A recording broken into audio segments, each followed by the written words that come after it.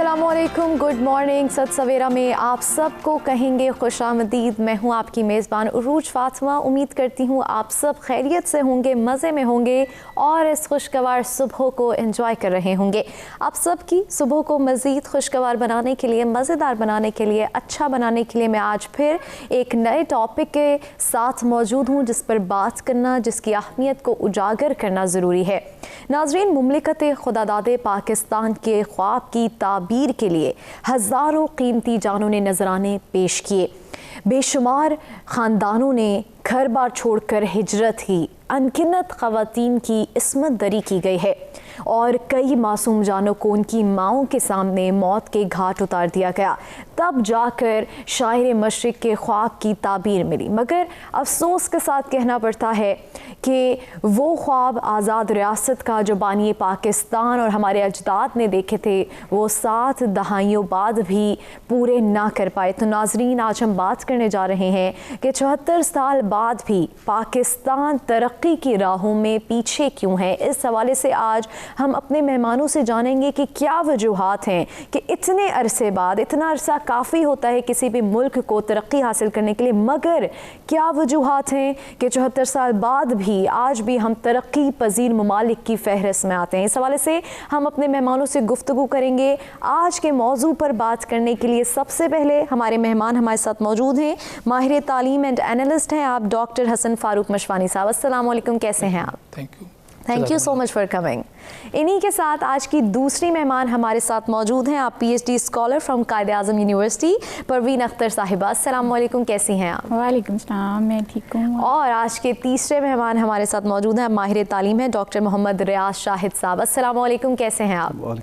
आप तीनों मेहमानों को अपने प्रोग्राम में वेलकम करते हैं। नाजरीन, मौजू के हवाले से गुफ्तगू का बाकायदा आगाज़ भी करेंगे, लेकिन उससे पहले मौसम के हवाले से जान लेते हैं कि पाकिस्तान के तमाम बड़े शहरों में इस वक्त मौसम हमें क्या इंडिकेट कर रहा है।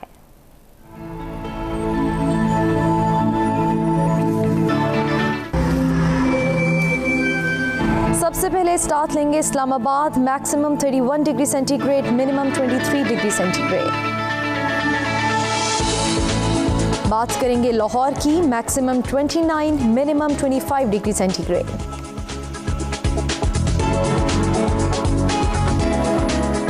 रुख करेंगे कराची का, मैक्सिमम 33, मिनिमम 27 डिग्री सेंटीग्रेड।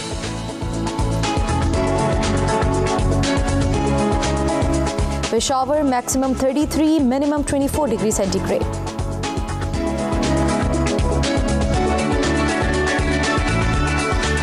कुछ बात हो जाए कोयटा की, मैक्सिमम 31, मिनिमम 15 डिग्री सेंटीग्रेड।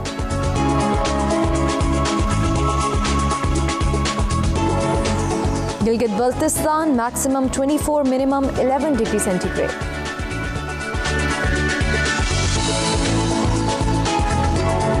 और आखिर में बात करेंगे मुजफ्फराबाद की, मैक्सिमम 31, मिनिमम 16 डिग्री सेंटीग्रेड।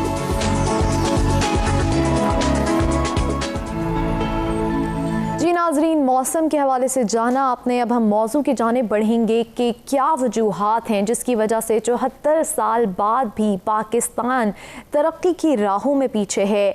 कहाँ कमियां रह गईं, कहाँ हम अपना किरदार अदा नहीं कर सके, क्या क्या वजूहात हैं जिसकी वजह से हम आज भी तरक्की पजीर ममालिक की फहरिस्त में आते हैं। तो सबसे पहले हसन साहब आपकी जानिब आऊँगी। 74 साल हो गए, इतना अरसा काफ़ी होता है किसी भी मुल्क की तरक्की के लिए। क्या वजह है कि आज भी हम तरक्की पजीर ममालिक की फहरिस्त में हैं? बिस्मिल्लाहिर्रहमानिर्रहीम। बहुत शुक्रिया प्रोग्राम में बुलाने का। हज़ारों करोड़ों दरूद आक़ाए नामदार सल्लल्लाहु अलैहि वसल्लम पर। मैं समझता हूँ कि किसी भी कौम को तरक्की के लिए सबसे जो पहली चीज़ होती है वो नेशन बिल्डिंग में इन्वेस्टमेंट है। अगर वो कौम एक हजूम ना हो, वो कौम हो, उनकी एक यूनिडायरेक्शनल सोच हो, प्रोग्रेसिव उनके जो है ना की सोच हो, उनकी इंस्टीट्यूशंस फंक्शनल हो, और वो अपनी फ़रोही और अपनी ज़ाती और जो आप कह सकते हैं कि जो इलाकाई उनसे निकल के वो एक कौम ही बन के सोचें जी, तो यकीनन वो कौम तरक्की पजीर से तरक्की याफ्ता हो सकती है। दूसरा, जैसे आपने कहा कि 74 साल बहुत होते हैं, यकीनन 74 साल का अरसा बहुत होता है, लेकिन दुनिया में देख लें कि कुछ ऐसी अक़वाम हैं जो तरक्की याफ्ता बन चुकी हैं, लेकिन they have spend years and मतलब centuries and centuries in that journey। तो आप ये कह सकते हैं कि पाकिस्तान یقیناً اس سے زیادہ بہتر صورتحال ہو سکتی تھی, پاکستان اس سے زیادہ ترقی کر سکتا تھا, لیکن یہ ہے کہ کچھ ہمارے ریجنل ایشوز ایسے ہیں, کچھ ہمارے ڈومیسٹک ایشوز, لیکن جیسے آپ پاکستان بننے کے فوراً بعد ہمیں کتنے مسائل کا سامنا تھا, پھر ہم جس ریجن کے اندر ہیں تو پاکستان دنیا کا شاید یہ ایک یونیک ملک ہے کہ جس کے آلموسٹ ایوری بارڈر کے اوپر ایک گریٹ پاور بیٹھا ہوا ہے. تو یہ سارے انٹرنل اور ایکسٹرنل فیکٹرز جو ہوتے ہیں وہ یقیناً آپ کی ترقی کی راہ میں بڑی رکاوٹیں پیش کرتے ہیں. صحیح. مزید بھی حسن صاحب میں اس پر آپ سے گفتگو کروں گی. پروین صاحب آپ کی جانب آنا چاہوں گی, آپ کے کیا خیالات ہیں, آپ کیا کہنا چاہیں گی کہ کیوں ہم آج بھی ترقی پذیر ممالک کے فہرست میں ہیں؟ بسم اللہ الرحمن الرحیم. بہت بہت شکریہ آپ پروگرام میں بلانے کے لیے. اس پہ بات کرنا کوئی اتنا آسان نہیں ہے کہ ہم کہیں کہ 74 سال ہو گئے اور ابھی تک ہم نے ترقی نہیں کی. ہمیں اس کے بیک گراؤنڈ کو دیکھنا ہوگا کہ ہم 74 سالوں میں ہم نے ٹھیک ہے آزادی تو لے لی, لیکن ہمیں جو پرابلمس فیس کرنا پڑ رہے تھے اپنے بارڈر پہ وہ ایک بگ ریزن اس کی تھی. ٹھیک ہے, اگر ہم دیکھیں جس طرح سے 1947 میں جب پاکستان بنا تو اس کے بعد پاکستان جتنے اس کے ریسورسز تھے اس کے اکارڈنگ وہ اچھا کام کر رہا تھا, لیکن کرتے کرتے جب وہ 60s میں انٹر ہوا پھر اس کو وار فیس کرنا پڑی اور اس کے بعد آن ورڈ اس کو جو ہے انہی ایشوز کا سامنا کرنا پڑا. تو جو اس کی بگ ریزن تھی کہ وہ اپنے رائٹ پاتھ جو جس پرپس کے لیے یہ پاکستان ہم نے لیا تھا اس رائٹ ڈائریکشن میں ہم اس طرح سے نہ فوکس ہو سکے. اور دوسری امپورٹنٹ ریزن میرا خیال ہے, بینگ اے اکانومسٹ مجھے اس پہ ضرور بات کرنی چاہیے کہ جو ہم اپنی ریسورسز کو دیکھتے ہوئے اور جو ہم اس پہ قرضہ کی ایک فیسلٹی انجوائے کرتے ہیں وہ ایک بہت بگ ریزن ہے کہ جو ہمیں اپنی کمر سیدھی نہیں کرنے دیتا. ٹھیک ہے, تو پھر اس میں نیشنلائزیشن کے ایشو, جو ہمارے پاس پولیٹیکل انسٹیبلٹیز ہیں, ڈفرینٹ ریجیمز کو ہم نے فیس کیا. ہر ریجیم جو نیو آیا اس نے اپنی پالیسیز لانچ کی, بجائے اس کے کہ اگر ہماری انہی پالیسیز کو کنٹینیو کیا جاتا تو شاید اس سے بہت بہتر ہوتے. مزید بھی میں آپ سے جانوں گی کہ کیوں جو ہے وہ اس طرح کی سچویشن کریٹ کر دی جاتی ہے. محمد صاحب آپ کی جانب آؤں گی, آپ کیا کہنا چاہیں گے آج کے موضوع کے حوالے سے؟ اچھا, یہ بڑا امپورٹنٹ موضوع ہے اور میرا یہ خیال ہے کہ بنیادی طور پر پاکستان کو جب ہم دیکھتے ہیں ترقی پذیر ممالک کی فہرست کے اندر تو ترقی پذیر ممالک کے اندر بھی کیٹیگریز ہوتی ہیں. ایک ترقی پذیر ممالک تھوڑا سا آگے ہوتے ہیں, پھر درمیان میں ہوتے ہیں, پھر نیچے ہوتے ہیں. تو پاکستان کہیں درمیان میں فال کرتا ہے, مطلب ترقی پذیر ممالک کی فہرست کے اندر بھی جہاں پہ ہمیں ہونا چاہیے تھا وہاں پہ ہم نہیں ہیں. اب اس کی وجوہات جو ہیں وہ کئی ہو سکتی ہیں, لیکن میری نظر کے اندر جو بنیادی وجہ ہے پاکستان کے پیچھے رہ جانے کی وہ تنظیم کی ہے. جب ہم اپنے معاشرے کے اندر دیکھتے ہیں تو ڈفرینٹ سوشل گروپنگز ہوتی ہیں. فیملی ایک سوشل گروپنگ ہوتی ہے, اس کے بعد اسکول ہے, یہ آپ کا ٹیلی ویژن چینل ہے, یہ ایک سوشل گروپنگ ہے. تو اسٹیٹ بھی بنیادی طور پر ایک سوشل گروپنگ ہوتی ہے. اچھا, اس سوشل گروپنگ کی آرگنائزیشن جتنی اچھی ہوتی ہے, آرگنائزیشن کا مطلب ہے سسٹم, بالکل ٹھیک ہے, تو سسٹم جتنا اچھا ہوتا ہے وہ سوشل گروپنگ اتنی ہی بہتر پرفارم کرتی ہے, اتنی ہی ایفیشینسی کے ساتھ پرفارم کرتی ہے. تو پاکستان کا میری نظر کے اندر جو پرابلم ہے شروع سے, اسٹرکچرل پرابلم جو ہے, پاکستانی لیڈرشپ, یہ جو آرگنائزیشن ہے, سوشل آرگنائزیشن, پولیٹیکل آرگنائزیشن یا social system, political system, economic system, اس کو ڈیولپ کرنے میں اور اس کو اسٹیبلش کرنے میں ناکام رہی ہے. مطلب اس کو جس لیول پہ ہمیں لے کے جانا چاہیے تھا اس لیول پہ ہم اس کو لے کے نہیں جا سکے. اور سسٹم کی ڈفرینٹ ٹائپس کو جب آپ دیکھتے ہیں تو اس کے اندر پولیٹیکل سسٹم سب سے زیادہ امپورٹنٹ ہوتا ہے. اور پاکستان کے اندر پولیٹیکل سسٹم آپ دیکھیے کہ ہمارا آئین کب بنتا ہے, ٹھیک ہے, اس کے بعد پولیٹیکل انسٹیبلٹی, مطلب یہ جو ڈیموکریٹک کنسولیڈیشن ہے, جمہوریت کا استحکام, وہ ابھی تک اسٹیبلش نہیں ہو سکا. اچھا, جب آپ کا سسٹم چونکہ پولیٹیکل سسٹم نے باقی سسٹمز کو ڈٹرمن کرنا ہوتا ہے, تو جب آپ کا پولیٹیکل سسٹم خود تنزلی کا شکار ہوتا ہے, استحکام نہیں حاصل کر پاتا, تو باقی سسٹم بھی ڈیولپ نہیں ہو پاتے ہیں.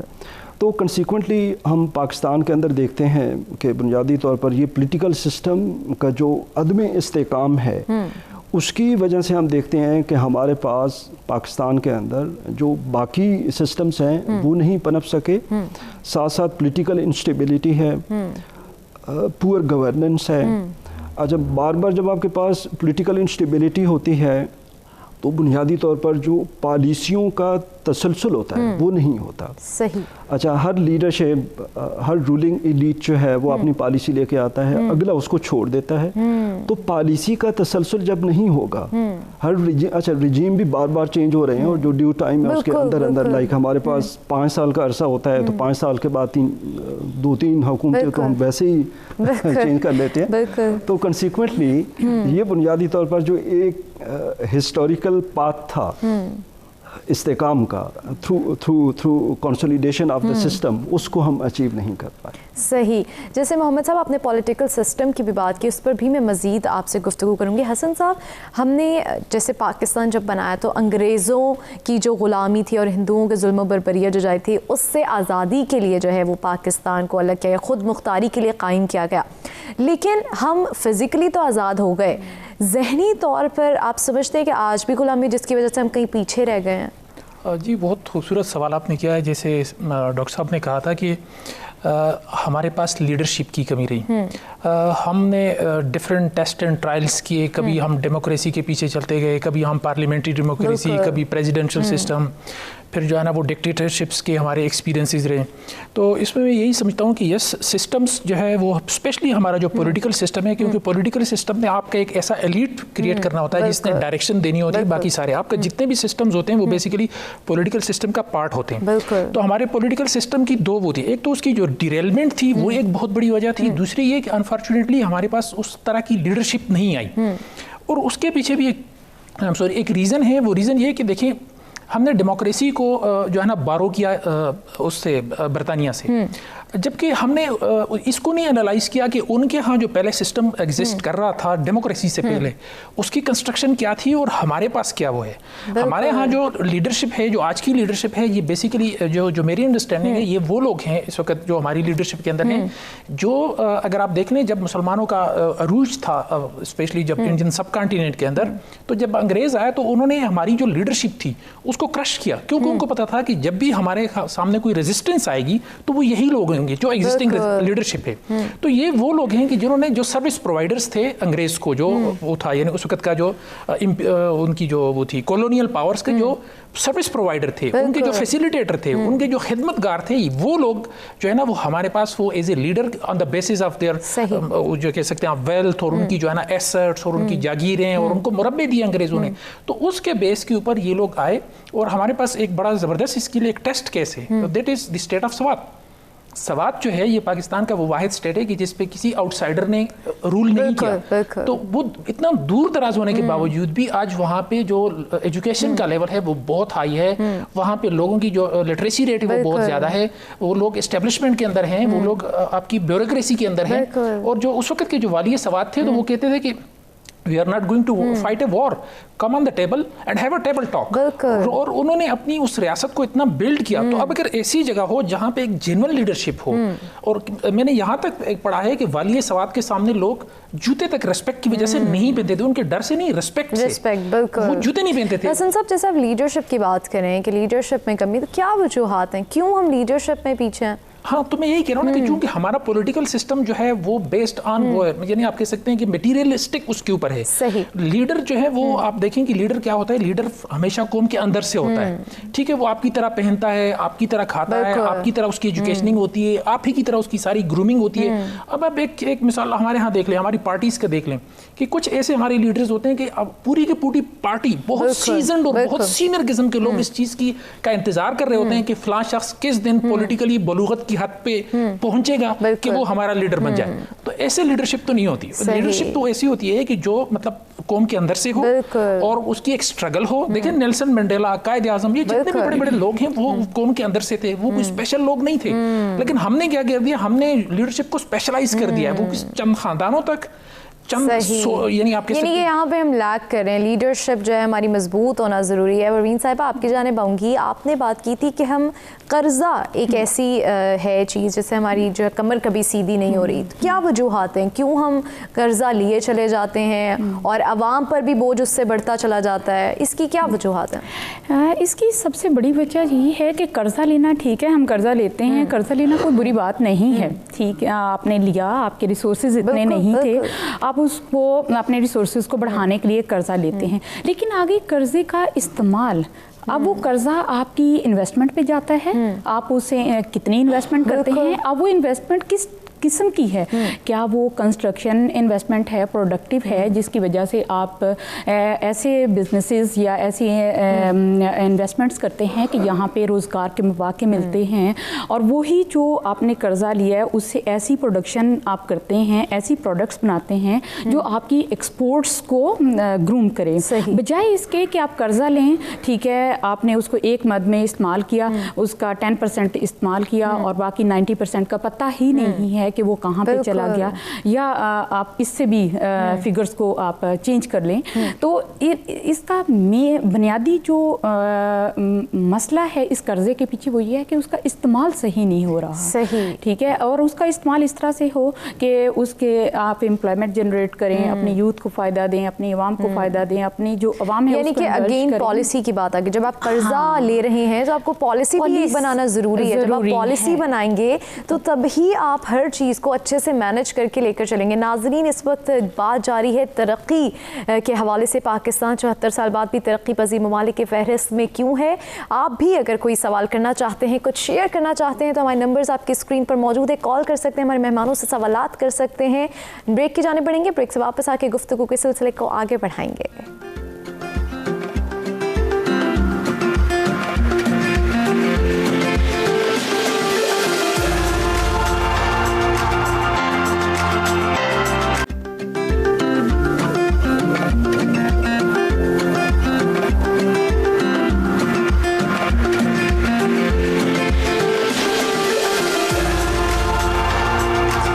سویرا میں ایک بار پھر کہیں گے آپ سب کو خوش آمدید. ناظرین، بات ہو رہی ہے کہ کیوں جو ہے ہم آج بھی ترقی پذیر ممالک میں آتے ہیں. ساتھ ہی ساتھ اب ہم بات کریں گے تعلیمی نظام کی، کہ ہم آئے دن دیکھتے ہیں کہ تعلیمی نظام میں جو ہے وہ رد و بدل کر دیا جاتا ہے، کیونکہ جب ہم ترقی کی بات کرتے ہیں تو اس میں ایجوکیشنل سسٹمز کا بھی بہت بڑا جو ہے وہ رول آتا ہے.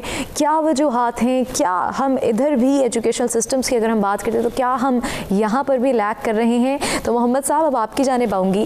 ہم جب تعلیمی نظام کی بات کرتے ہیں تو آپ سمجھتے ہیں، کیونکہ آئے دن ہم دیکھتے ہیں کہ تعلیمی نظام میں جو ہے وہ رد و بدل کر دیا جاتا ہے، آپ سمجھتے ہیں کہ یہ بھی ہماری تنزلی کی وجہ ہے؟ یقیناً یہ بہت بڑی وجہ ہے. بنیادی طور پر جو تعلیمی نظام ہوتا ہے کسی بھی سوسائٹی کا، کسی بھی کنٹری کا، وہ اس کی ریڑھ کی ہڈی ہوتا ہے. بالکل. اچھا، تعلیم جو ہے بنیادی طور پر اس کا بڑا گہرا تعلق ہے آپ کی معاشی ترقی کے ساتھ، ساتھ ساتھ اس کا تعلق ہے معاشرتی ترقی کے ساتھ، پھر اس کا آپ کی جو سیاسی ترقی ہے اس کے ساتھ بھی ہوتا ہے. بیکاز تعلیم جو ہے وہ لوگوں کے اندر شعور بھی پیدا کرتی ہے، اور ایٹ دا سیم ٹائم تعلیم جو ہے وہ بنیادی طور پر جو ملک و قوم کی تعمیر و ملت ہے، تعمیر ہے اور ترقی ہے، اس کی بھی ضامن ہوتی ہے. بالکل. تو کسی ملک کا تعلیمی نظام جتنا اچھا ہوتا ہے، جتنی زیادہ اس کی کوالٹی ہوتی ہے، تو وہ سوسائٹی، وہ معاشرہ اور وہ ملک اتنا ہی ترقی کرتا ہے. اب پاکستان کا ہم دیکھتے ہیں کہ بنیادی طور پر جس طرح کہ میں نے شروع میں کہا کہ ہمارے سارے پرابلم کی جو جڑ ہے وہ سیاسی نظام ہے. صحیح. جب آپ کا سیاسی نظام مستحکم نہیں ہوتا تو باقی سارے کے سارے شعبے متاثر ہوتے ہیں. صحیح. بیکاز الٹیمیٹلی آپ کی سیاسی قیادت ہوتی ہے جس نے ان تمام چیزوں کو لیڈ کرنا ہوتا ہے، ان تمام چیزوں کا ویژن دینا ہوتا ہے. اچھا، جب سیاسی قیادت جو ہے وہ بنیادی طور پر قومی مفاد کے بجائے ذاتی مفادات جو ہیں ان کو ترجیحات بنا لے تو پھر باقی شعبے جو ہوتے ہیں وہ بنیادی طور پر ترقی نہیں کر سکتے ہیں. اب ہمارا جو سیاسی نظام ہے، سیاسی نظام کی طرح ہم پاکستان کا جو تعلیمی نظام ہے وہ بھی بنیادی طور پر ہم نے ہمارے جو کلونیل ماسٹرز تھے انگریز، ان سے ہم نے انہیرٹ کیا تھا. صحیح. اچھا، اب تعلیمی نظام جب ہم نے ان سے انہیرٹ کیا تو وہ کس شکل میں تھا؟ اس میں جو آپ کی ایلیٹ کلاس ہے اس کے لیے ایک ڈیفرنٹ ایجوکیشن سسٹم تھا، جو کہ آج کل یہاں پر پرائیویٹ ایجوکیشن کے نام سے جانا جاتا ہے. اچھا، دوسری جو لوور کلاسز ہیں آپ کی، مڈل کلاس اور لوور کلاسز، ان کے لیے آپ کا ایک پبلک ایجوکیشن سسٹم تھا. تو اس سے کیا ہوتا ہے کہ ہم دیکھتے ہیں کہ جو پرائیویٹ ایجوکیشن سسٹم ہے اس کو امپورٹنس زیادہ دی گئی، بیکاز اس کے اندر جو ہے وہ لیڈرشپ اور آپ کا جو رولنگ ایلیٹ ہے ان کے بچے تھے، اور جہاں پر مڈل کلاس اور غریب لوگوں کے بچے تھے، سرکاری اسکولوں کی آپ پاکستان کے اندر حالت دیکھ سکتے ہیں کہ ایک غریب انسان شخص جو ہے وہ بھی بنیادی طور پر اس کا سرکاری نظام تعلیم جو اس پہ اعتماد نہیں ہے، اور اس کو بچے مجبوراً پرائیویٹ اسکول کے اندر ایک کوالٹی ایجوکیشن کے لیے بھیجنا محمد صاحب سوری ٹو انٹرپٹ، یہاں پہ میں یہ بھی جاننا چاہوں گی کہ جو آپ نے کہا کہ جو ایک مڈل کلاس اگر لوگوں کی بات کریں تو وہ بھی مجبور ہیں پرائیویٹ میں کروانے کے لیے، آپ سمجھتے ہیں یہاں پہ بھی ہم ترقی میں کہیں نہ کہیں پیچھے کیوں؟ کیونکہ ظاہر سی بات ہے ہم سرکاری اداروں میں سے نہیں جا رہے، وسائل کم ہے لیکن ہمیں مجبوراً وہاں جانا پڑا ہے، اس سے لوگوں پریشان بھی ہو رہے ہیں، مطلب ان کے ذہنی طور پر بھی وہ جو ہے پریشانی مبتلا ہو رہے ہیں، تو آپ سمجھتے ہیں کہ یہاں پہ بھی ہم ترقی میں لیگ کر رہے ہیں؟ بالکل، یہاں پر ہم ترقی میں لیگ کر رہے ہیں، بیکاز جب کسی ملک کے اندر ایک سے زیادہ ایجوکیشن سسٹم ہوتے ہیں تو اس کا ایک تو یہ ہوتا ہے کہ ایک سے زیادہ سوچیں ڈیولپ ہوتی ہیں وہاں پر۔ اچھا، معاشرے کے اندر جو ایک سوشل کوہیسونیس پیدا ہونی چاہیے، ایک معاشرے کے اندر جو یکساں سوچ، ایک طرح کی اپروچ ڈیولپ ہونی چاہیے، وہ نہیں ہو پاتی ہے۔ اچھا، اس کے بعد ہم دیکھتے ہیں کہ جو رولنگ ایلیٹ کے بچے ہوتے ہیں وہ عام طور پر یہاں پر تعلیم حاصل کر کے باہر چلے جاتے ہیں۔ بالکل ایسا ہی ہے۔ اچھا، پیچھے جو ٹاٹ اسکول سے پڑھے ہوتے ہیں بچے یا سرکاری اسکولوں سے پڑھے ہوتے ہیں، تو پاکستان کے اندر بنیادی طور پر انہوں نے سرو کرنا ہوتا ہے، ان کی وہ کوالٹی ایجوکیشن بنیادی طور پر ہوتی نہیں ہے۔ تو اس طریقے سے جب آپ کا ایجوکیشن سسٹم اس طریقے سے ڈیوائیڈڈ ہوتا ہے، یکساں نہیں ہوتا، تو اس کا نتیجہ یہ نکلتا ہے کہ معاشرتی طور پر، معاشی طور پر، ہر لحاظ سے وہ آپ کے ملک کو اور سوسائٹی کو متاثر کرتا ہے۔ محمد صاحب آپ کی جانب میں دوبارہ آؤں گی، حسن صاحب آپ کی جانب آنا چاہوں گی، جیسے کہ ہم ابھی تعلیمی اداروں کی بات کریں، تعلیمی نظام کی بات کریں، تو جو ہمارے نوجوان ہیں ان کو مستقبل کا سرمایہ کہا جاتا ہے، آپ سمجھتے ہیں کہ آج کے دور میں وہ تدریسی عمل جو ہے وہ دیا جا رہا ہے ہمارے نوجوانوں کو آگے جا کے معاشرے کے لیے جو ہے وہ مفید اور اہم رکن بن سکیں؟ دیکھیں، سب سے پہلے تو ہمارے پاس جو تعلیمی نظام ہے اس کے اندر بھی ایک چیز کی جو سب سے زیادہ فقدان پایا جاتا ہے وہ ہے کہ ہمارے پاس کوئی پالیسی نہیں ہے، کوئی اسٹریٹجی نہیں ہے، کوئی ہم نے اپنے لیے کوئی گول سیٹ نہیں کیے۔ کہ مثال کے طور پر اگر آپ دیکھیں کہ میں ایک چیز کہوں گا کہ یونائٹڈ اسٹیٹس جو تھا وہ سپر پاور کیوں تھا؟ وہ صرف اکانومی اور ملٹری کے اوپر نہیں تھا۔ یونائٹڈ اسٹیٹس اس لیے سپر پاور تھا کہ ان کی جو یونیورسٹیز تھی وہ دنیا کی ٹاپ یونیورسٹیز میں تھی۔ ہارورڈ نے دنیا میں 20 کے قریب پریزیڈنٹ پروڈیوس کیے، وچ از ویری گریٹ اچیومنٹ۔ آج اگر چائنا جو ہے وہ اسی امپیریل اس کے اوپر اسٹریٹجی کے اوپر گامزن ہے اور وہ اس سائڈ پہ جا رہا ہے، اس کو کنفرنٹ کرا ہے یونائٹڈ اسٹیٹس کو ڈفرینٹ اس کے اوپر، تو اس میں ان کا ایک تعلیمی نظام بھی ایک بہت بڑا وہ ہے کہ ان کی یونیورسٹی جو ہے وہ آئے دن دنیا کی جو ٹاپ یونیورسٹیز کی رینکنگ میں اپنی پوزیشنز گریپ کرتی جاتی ہے، مطلب کرتا چلا جا رہا ہے چائنا۔ تو ہمارے ہاں کیا ہے کہ ہمارے ہاں آپ دیکھیں یونیورسٹیز میں جائیں، دڑا دڑ لوگ ایڈمیشن لے رہے ہیں، کوئی پالیسی نہیں ہے ہمارے پاس۔ بس ہونا یہ چاہیے کہ ہمیں اس چیز کا پتہ ہو کہ کتنی پرسنٹ ہمارے پاس یوتھ ہے ہماری پاپولیشن کی، ان کا ٹوٹل والیوم کتنا بنتا ہے، ہمیں کتنے انجینئرس چاہیے، کتنے ہمیں ڈاکٹرس چاہیے، کتنے ہمیں جو ہے نا وہ لا میں لوگ چاہیے، کتنے لوگ ہمیں جو ہے نا وہ ٹیکنیشینس چاہیے، میڈیسن وغیرہ میں کتنے لوگ چاہیے، مطلب ہمارے پاس ایک پورا اسٹیٹسٹیکلی وہ پورا۔ آپ ہماری پاکستان کے اندر ٹاپ یونیورسٹیز میں دیکھ لیں، کوئی کیریئر کاؤنسلنگ نام کی کوئی چیز نہیں ہے، بس جہاں ایڈمیشن مل گیا بچے اس چیز کو اپنا بہت بڑی اچیومنٹ سمجھتے ہیں کہ مجھے ایڈمیشن مل گیا۔ اب وہ الٹا ہماری جو ترقی جس کا جو ہمارا موضوع ہے اس کے اوپر مزید برڈن بنتے چلے جاتے ہیں کہ ایک جو ہائیلی ایجوکیٹڈ آدمی ہو، مطلب پی ایچ ڈی ہو، ایم فل ہو، وہ بے روزگار پھر رہا ہے، وہ صرف خود مایوس نہیں ہوتا، وہ اپنے ساتھ کے لوگوں کو بھی پھر مایوس کرنا شروع کر دیتا ہے، کیونکہ ہمارے پاس اس کے لیے ہونا یہ چاہیے تھا کہ ہمیں پتا ہو کہ ہمیں اتنے پی ایچ ڈیز چاہیے۔ جیسے وہ پی ایچ ڈی جیسے چائنا میں ہے کہ وہ پی ایچ ڈی کرتے ہیں تو فوراً ان کو کہیں نہ کہیں پہ ان کی یوٹیلائزیشن جو ہے نا وہ اسٹارٹ ہو جاتی ہے۔ ہمارے پاس کیا ہوتا ہے کہ جب آپ پہلے تو یہ کہ ایڈمیشن لینا ایک بڑی اچیومنٹ ہے، پھر اس ڈگری کو کوالیفائی کرنا یہ ایک اچیومنٹ ہے، اور پھر اس کے بعد کوئی باعزت برسر روزگار اپنے لیے کوئی فیلڈ چوز کرنا یہ اس سے بھی بڑا چیلنج ہے۔ تو اس سے یہ کیا ہوتا ہے کہ وہ سوسائٹی کے اوپر اوورآل اور پورے ملک کی اکانومی کے اوپر، ہمارے سوشل سٹرکچر کے اوپر اس کا ایک بہت بڑا برڈن بڑھتا چلا جاتا ہے۔ ہم نے جو تعلیم ہے بھی تو وہ بھی میں سمجھتا ہوں کہ وہ ریزلٹ اورینٹیڈ اور टारगेटेड गोल के ऊपर वो नहीं है, बस वो मतलब जो है ना वैसे कहते हैं कि बस जो है हसन साहब, जैसे आपने करियर काउंसलिंग की बात की, हम प्राइवेट सेक्टर की बात जब हम करते हैं तो प्राइवेट सेक्टर में बहुत सारी वर्कशॉप्स होती हैं। परवीन साहिबा, आप भी इस बात से एग्री करेंगी कि प्राइवेट सेक्टर्स में बहुत सारी वर्कशॉप्स होती है टीचर्स के लिए। स्टूडेंट्स की बात तो अलग है, टीचर्स के लिए वर्कशॉप्स होती हैं, स्पेशली उनको बुलाया जाता है, उनको ट्रेन किया जाता है ताकि वो आगे जाके, अगर हम सरकारी निज़ाम की बात करें वहाँ पे ऐसा कुछ नहीं है, तो क्या वजूहात हैं कि हम इस तरफ तवज्जो नहीं दे रहे हैं? हाँ, यही वजह है कि हमारे पास रिफ्रेशर कोर्सेज की एक ऑप्शन होती है कि जो हम पब्लिक स्कूल या पब्लिक कॉलेजेस में जो है ये क्या रिफ्रेशर कोर्सेज टीचर्स को करवाए जाते हैं, लेकिन वो तो एक वन आस्पेक्ट है कि जिसमें ठीक है टीचर स्टूडेंट के साथ फेस टू फेस इंटरेक्ट करेगा और उसको बताएगा, लेकिन चूंकि टीचर के पास बहुत सारी रिस्पॉन्सिबिलिटीज़ होती हैं, वो मे बी हर स्टूडेंट को उतना फोकस्डली जो है रिस्पॉन्स ना कर सके। तो यहाँ पे जिस तरह से सर ने बात की है कि यहाँ पे हमारे पास कैरियर काउंसलिंग जो है वो बहुत बिग लैक है एजुकेशन सेक्टर में भी, जो हमारी एजुकेशन को भी प्रोडक्टिव नहीं बना रहा। तो जहाँ पे हम एजुकेशन तो दे रहे हैं बच्चों को, लेकिन वो इंडस्ट्रीज़ के साथ मैच नहीं कर रही। हमें कितने इकोनॉमिस्ट चाहिए, कितने हमें बाकी सब्जेक्ट के लोग चाहिए, उनका कोई हमारे पास डाटा अवेलेबल नहीं है कि जिसको हम मैच कर सकें।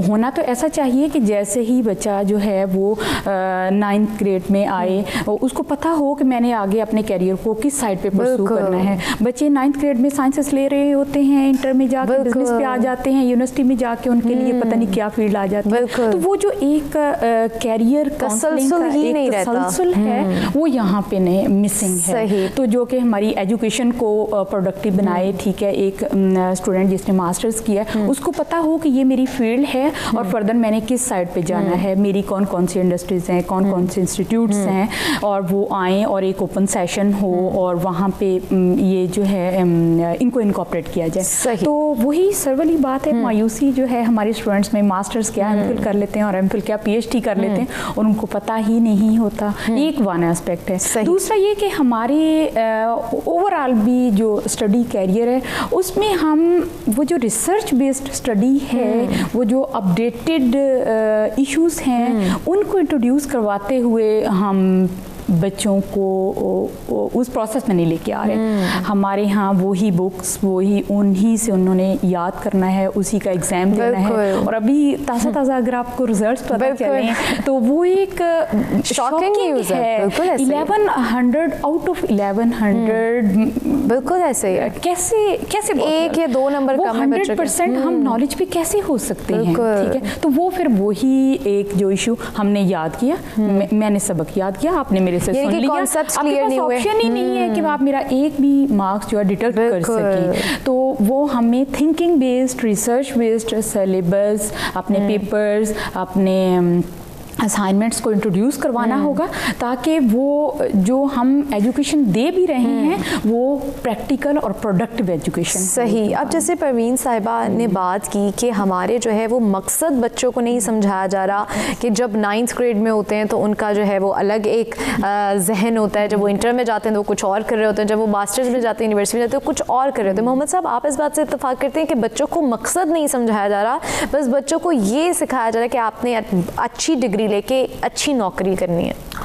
बिल्कुल ठीक है, लेकिन ये एक बड़े मसले के अंदर छोटा मसला है जिसकी आपने निशानदेही की है। बड़ा मसला ये है बुनियादी तौर पर कि हमारे मुल्क के अंदर दो शोबे जो हैं जो कि बुनियादी तौर पर बहुत अहम है, एक तालीम का है और सेहत का है। दोनों को इग्नोर किया जाता है। आप देखिए कि पिछले 74 सालों से पूरी जो पाकिस्तान की हिस्ट्री है इसमें आप बजट के अंदर शेयर देखिए एजुकेशन का, हायर एजुकेशन का देख लीजिए, स्कूल्स का देख लीजिए, प्राइमरी स्कूल्स का देख लीजिए, और उसके बाद सेहत का देखिए, ये वन ऑफ द लोएस्ट होता है, less than 2% of the GDP. अच्छा, जब आपके पास बजट कम है तो इसका मतलब है कि इंफ्रास्ट्रक्चर का मसला है।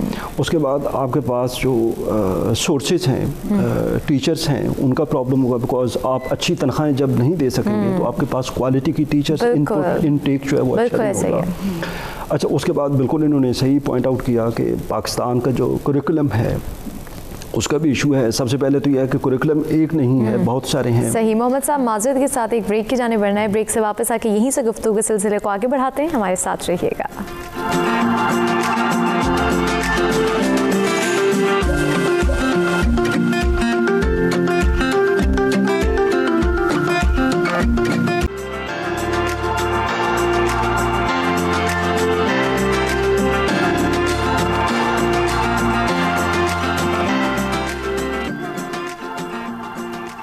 वेलकम बैक नाजरीन। ब्रेक से पहले हम बात हुई हमारी तालीमी निज़ाम के हवाले से कि जब हम तरक्की की बात करते हैं तो वहाँ पे एक तालीमी दो बुनियादी जो हमारी चीज़ें सेहत और तालीम जिन पर हम तवज्जो नहीं दे रहे, उस पर अगर हम तवज्जो दें तो शायद हम कहीं ना कहीं बेहतरी की जानिब गामज़न हो सकते हैं। मोहम्मद साहब, आप ही की जानिब आऊँगी, प्लीज़ अपनी बात को मुकम्मल कीजिए। जी, तो उसमें हमारा जो तालीमी निज़ाम है बुनियादी तौर पर उसकी मुख्तलिफ़ किस्म के मसाइल हैं, तो कुछ की हमने निशानदेही की है। तो उसमें एक मसला एग्ज़ामिनेशन सिस्टम भी है, जिस तरह की ये बात हम कर रहे हैं कि हमारे यहाँ ज़्यादा वो एक रट्टा सिस्टम जो है, क्रैमिक सिस्टम जो होता है, तो उससे सही तरीके से लर्निंग नहीं होती है। तो ये बुनियादी तौर पर एक मजमूही मसला है, होलिस्टिक प्रॉब्लम है, और इसको ठीक करने के लिए सबसे पहले तो तालीम का बजट बढ़ाना पड़ेगा, जिसका मतलब ये है कि तालीम हमारी प्रायोरिटी है। तो जब तक तालीम को हम एक तरजीह नहीं बनाते, बिकॉज किसी भी चीज़ को जब आप एक तरजीह बना लेते हैं, पॉलिसी के अंदर आप उसको ऊपर ले आते हैं, तो वो चीज़ इम्प्रूव होना शुरू हो जाती है। ये अफसोस के साथ कहना पड़ता है कि ये जो मौजूदा गवर्नमेंट है तहरीक इंसाफ की, इनका इलेक्शन मैनिफेस्टो जो था वो तालीम और सेहत को इम्प्रूव करने का था, लेकिन अल्टीमेटली हम देखते हैं कि पहली हुकूमतों की तरह इनका भी जो तालीमी बजट होता है उसी तरह बहुत कम होता है, और बुनियादी तौर पर ये जो एक यकसा निसाब की आजकल बात हो रही है, वो भी एक डिबेट चल रहा है। तो इसके अलावा कोई ख़ास उसके ऊपर जो एक तब्दीली है तालीमी मैदान के अंदर, वो हमें नज़र नहीं आती। साथ ही साथ मोहम्मद साहब, मैं आपसे ये भी जानना चाहूँगी, जो अयूब खान के जो 5 साल एक मंसूबा जो दिया गया था, उस पर आप क्या कहना चाहेंगे? उस हवाले से कुछ वो बहुत अच्छा मंसूबा था। वो बुनियादी तौर पर अयूब खान का जो दौर है, उस दौर के अंदर डॉक्टर महबूबुल हक बहुत काम किया था। ये महबूबुल हक फाउंडेशन भी उनकी है, अभी उनके नाम से यहाँ पर पाकिस्तान के अंदर मौजूद है। तो डॉक्टर महबूबुल हक का जो मॉडल था, डेवलपमेंट मॉडल था, ये बुनियादी तौर पर अयूब खान के दौर के अंदर जो डेवलपमेंट मॉडल अडॉप्ट किया गया, वहाँ से किया गया, लेकिन उसको मुकम्मल तौर पर अडॉप्ट नहीं किया गया था, क्योंकि डॉक्टर महबूबुल हक का ह्यूमन डेवलपमेंट का जो मॉडल था, बुनियादी तौर पर उसका फोकस था ह्यूमन सिक्योरिटी। ठीक है कि आप जब इंसानों को डेवलप करते हैं तो आपकी जो सोसाइटी और स्टेट है वो ऑटोमेटिकली डेवलप हो जाते हैं। लेकिन हम देखते हैं अब इसका मोस्ट इम्पॉर्टेंट कंपोनेंट जो होता है ह्यूमन डेवलपमेंट का, वो आपका इकोनॉमिक मॉडल होता है, इकोनॉमिक सिस्टम होता है। तो अयूब खान के दौर में हम देखते हैं कि इकोनॉमिक डेवलपमेंट तो हमारी 6% GDP रेट के ऊपर जो इकोनॉमिक ग्रोथ रेट है पाकिस्तान का, वो पहुंच गया था, लेकिन उसका ट्रिकल डाउन इफेक्ट जो नीचे ग्रास रूट्स लेवल के ऊपर आना चाहिए था, वो नहीं आ सका था। और अल्टीमेटली पॉपुलरली हम सुनते हैं कि अयूब खान के दौर के अंदर 22 फैमिलीज थी, बिजनेस फैमिलीज थी। तो वो इकोनॉमिक डेवलपमेंट या इकोनॉमिक ग्रोथ का जो इम्पैक्ट है वो 22 फैमिलीज के अंदर ही सर्कुलेट करता रहा। उसके जो इकोनॉमिक बेनिफिट्स थे या इकोनॉमिक डिविडेंड्स थे, लेकिन नीचे आम लोगों तक उसके जो असरात हैं वो नहीं पहुंच सके। सही, आम लोगों तक उसके असरात नहीं पहुंच सके। परवीन साहब, आप कुछ कहना चाह रही हैं? बिल्कुल यही कि वो जो 22 फैमिलीज़ की बात से कर रहे हैं, अगर वो 22 फैमिलीज़ उस तरह से रूल ना करती और उसको रूट लेवल तक उसके इफ़ेक्ट्स आते तो शायद सिचुएशन इससे डिफरेंट होती। हसन साहब, पाकिस्तान तो आज़ाद हो गया जब तरक्की की बात करते हैं, लेकिन आज भी अगर हम देखें तो ताकतों का एक दबाव और असर हमें जो है वो नज़र आता है। आप समझते हैं कि सब जो हैं वो अपने मफादात की गर्ज से ही सिर्फ जो है वो अपना कहीं ना कहीं किरदार अदा कर रहे हैं? ये भी एक वजह आती है हमारी तरक्की में आगे ना बढ़ने की। जी बिल्कुल, आप जैसे मैंने आपको शुरू में भी कहा था कि पाकिस्तान दुनिया का वो यूनिक मुल्क है बिल्कुल, जिसको चारों तरफ से जो है ना बैनुल-अक़वामी ताकतों ने घेरा हुआ है। आपके ईस्टर्न बॉर्डर के ऊपर जो है ना इंडिया बैठा हुआ है, आपके नॉर्थ पे गो के चाइना के साथ हमारी अच्छी दोस्ती है, हमारे स्ट्रेटेजिक रिलेशंस है उनके साथ, लेकिन great power after all great power होती है। आप अगर उसके साथ दुश्मनी लेते हैं तो तब भी आप प्रेशर में होते हैं, और अगर आप दोस्ती रखते हैं तो तब भी आप प्रेशर में ही होते हैं। ऐसा ही है, ठीक है। तो ये तो एक बिल्कुल फैक्ट है कि जो बैनुल-अक़वामी ताकतें हैं वो हमेशा वो पाकिस्तान उनकी मजबूरी भी रहा है। आप देखिए कि कभी भी कोई भी जितनी भी आज तक यानी पोस्ट वर्ल्ड वॉर 2 से लेके आज तक जितना भी वो है पीरियड है, उसमें पाकिस्तान बैनुल अक़वामी ताकतों की मजबूरी भी रहा है, लेकिन ये है कि at the same time Pakistan के ऊपर उनका प्रेशर भी रहा है। और यही वो चीज़ है कि जिसकी वजह से हमने वो जो डिपेंडेंसी की पॉलिसी थी, जिस तरह मैडम ने कहा कि हम उनसे कर्जे लेते रहे, हम उनसे एड लेते रहे, हम हमेशा उन्हीं की तरफ देखते रहे, हमने अपनी सेल्फ रिलायंस की तरफ या हमने अपनी इंडिपेंडेंस जो है ना उसके ऊपर भी ध्यान नहीं दिया। सेकेंडली ये था कि जो हमारी लीडरशिप थी वो भी हमेशा उनके प्रेशर में रही, तो लीडरशिप ने भी कोई बहुत ज़्यादा आप कह सकते हैं कि आज़ादाना और मुल्क की मफाद के अंदर फैसले नहीं किए, जिसकी वजह से हमें हमेशा ये नहीं देख लें आप अफगानिस्तान के अंदर अगर रशिया इन्वेट करता है तो तब भी उसकी प्राइस हमें पे करनी पड़ती है, और अगर उसी अफगानिस्तान के अंदर यूनाइटेड स्टेट्स आके जो है ना उनके ऊपर अटैक करता है तो उसकी भी प्राइस पाकिस्तान को ही पे करनी पड़ती है। तो ये हमारी ये कहना कि उसमें भी हमारी जो लीडरशिप है, बात वहीं फिर लीडरशिप पे आती है कि आपकी जो लीडरशिप है उन्होंने नेशनल इंटरेस्ट के अंदर फैसले नहीं किए, वो कुछ उनकी मजबूरियाँ थी या कुछ उनकी ब्लैकमेलिंग के लिए आप या जो भी आप उसको कह लें। यहाँ में जो है ना तरक्की के हवाले से एक चीज़ जो है ना वो ये कहूँगा कि देखिए ये कुछ तरक्की है, ये कोई एक चीज़ का नाम नहीं होता, बिल्कुल ऐसे ये एक बहुत होलिस्टिक सब्जेक्ट है।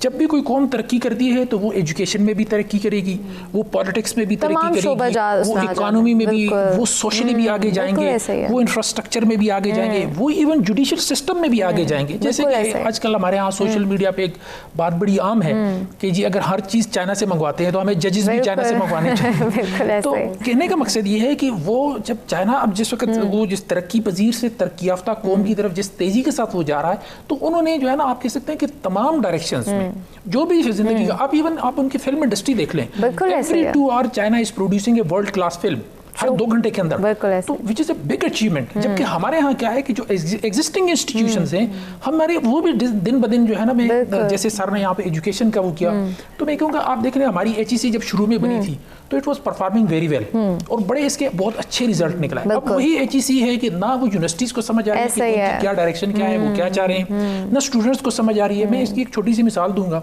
कि वो आपको कहेंगे कि जी आपके इतने रिसर्च पेपर्स होने चाहिए। लेट्स सी मैं एकेडमिक टर्म में बात करता हूँ कि जी आपको जी फलाने उसके लिए आपको X कैटेगरी के इतने रिसर्च पेपर्स चाहिए। अच्छा जी X कैटेगरी के रिसर्च जर्नल्स पाकिस्तान में कितने हैं? वो जितने X में ऑलरेडी एग्जिस्ट कर रहे थे उनको भी डाउनग्रेड करके Y में ले आए और आपको ये कहेंगे कि जी आपको X कैटेगरी में पेपर्स होने चाहिए। तो अब वो जो स्टूडेंट है या वो जो टीचर है वो पॉलिसी मेकर्स के हाथ में वो बिल्कुल जो है ना वो हसन साहब अब जैसे आप ये बात करें कि हमें पता ही नहीं होता कि HEC क्या करिए। अच्छा यहाँ पे एक सिफारिश का भी थोड़ा सा रोल आता है कि उन लोगों को बिठाया गया जो शायद उस जगह के अहल नहीं है। इस पर मैं आपसे मजीद बात करूँगी। जैसे कि परवीन साहिबा हसन साहब ने बात की कि चाइना को अगर हम देखें वहाँ पे हमारे पास अल्लाह का दिए माशाल्लाह से बेशुमार वसाइल हैं, तब भी हम दूसरे मुल्कों पर निसार करते हैं। सबसे ज़्यादा अगर चाइना की बात की जाए हमारे पास इंजीनियर्स की कमी है, टेक्निकल स्टाफ की कमी है। इससे भी आप समझते हैं मुल्क का बहुत नुकसान होता है। हाँ, इसमें जो मोस्ट इम्पॉर्टेंट जो जहाँ पे इशू हमें देखने की ज़रूरत है वो ये है, वही जैसे कि हमने बात की है कि हमें डायरेक्शन क्लियर नहीं की जाती। हमने मास्टर्स कर लिया, इंजीनियरिंग की डिग्री ले ली, हमने डॉक्टरेट की ले ली, लेकिन जब वो उसी चीज़ को प्रॉपरली यूटिलाइज नहीं किया जाएगा तो आपको पता है फिर उसका क्या इफ़ेक्ट होगा। फिर उसका वही इफ़ेक्ट होगा कि वो यहाँ पे सर्वाइव ही नहीं करेंगे, फिर वो अदर कंट्रीज़ की तरफ मूव कर जाएंगे। ठीक है, हमारे पास कमी नहीं है, लेकिन उस कमी जो हमारे पास है उसकी भी वैल्यू नहीं है। बिल्कुल ठीक है, हमारे जैसे कि ये बात की गई, सॉरी टू इंटरप्ट, कि हमारे यहाँ ही पढ़ते हैं बच्चे इतने ज़्यादा इंटेलिजेंट हैं, इतना टैलेंट है, मगर वो मुल्क में सर्व नहीं करते, वो मुल्क से बाहर चले जाते हैं। और उसकी वजह बुनियादी वजह यही है, हमारे यहाँ लाइफ एक्सपेक्टेंसी कितनी है 63 to 70 के बिटवीन। अब एक बंदा जो है PhD करता है 30 to 35 के बिटवीन ऑन एवरेज है वो PhD कंप्लीट कर लेता है, और PhD करने के लिए उसको जो है वो 20 इयर्स उसने एजुकेशन ली है। अब जब उसको 35 इयर्स के बाद पता चलता है कि मेरी तो यहाँ पे वैल्यू ही कोई नहीं है, मेरी वर्थ ही नहीं है, वो फिर क्या करेगा? या तो वो डिसअपॉइंटमेंट में चला जाएगा। ठीक है, जो इश्यूज हमारे सामने नज़र आ रहे हैं वो हो जाएगा, या फिर ये उसके पास जो बेस्ट ऑप्शन है कि वो यहाँ से मूव कर जाए। परवीन साहिबा, इस पर भी हम मज़ीद आपसे कंटिन्यू करेंगे और जानेंगे कि क्या کیا وجوہات ہیں کہ اتنا ٹیلنٹ ہے ہمارے پاس, اتنا پڑھ لکھ کے پاکستان میں سرف کرنے کے بجائے بچے باہر کے ملکوں کو میں جانے کو ترجیح دیتے ہیں, وہاں اپنے کریئرز کو پرسو کرنے کو ترجیح دیتے ہیں. کیا وجوہات ہیں, کہاں کیا یہاں پر ہمارے والدین کا کردار بھی آتا ہے, کیا کہیں تربیت میں کمی رہ گئی ہے, کیا وجوہات ہیں, اس حوالے سے بھی بات کریں گے. بریک کے بعد ہمارے ساتھ رہیے گا.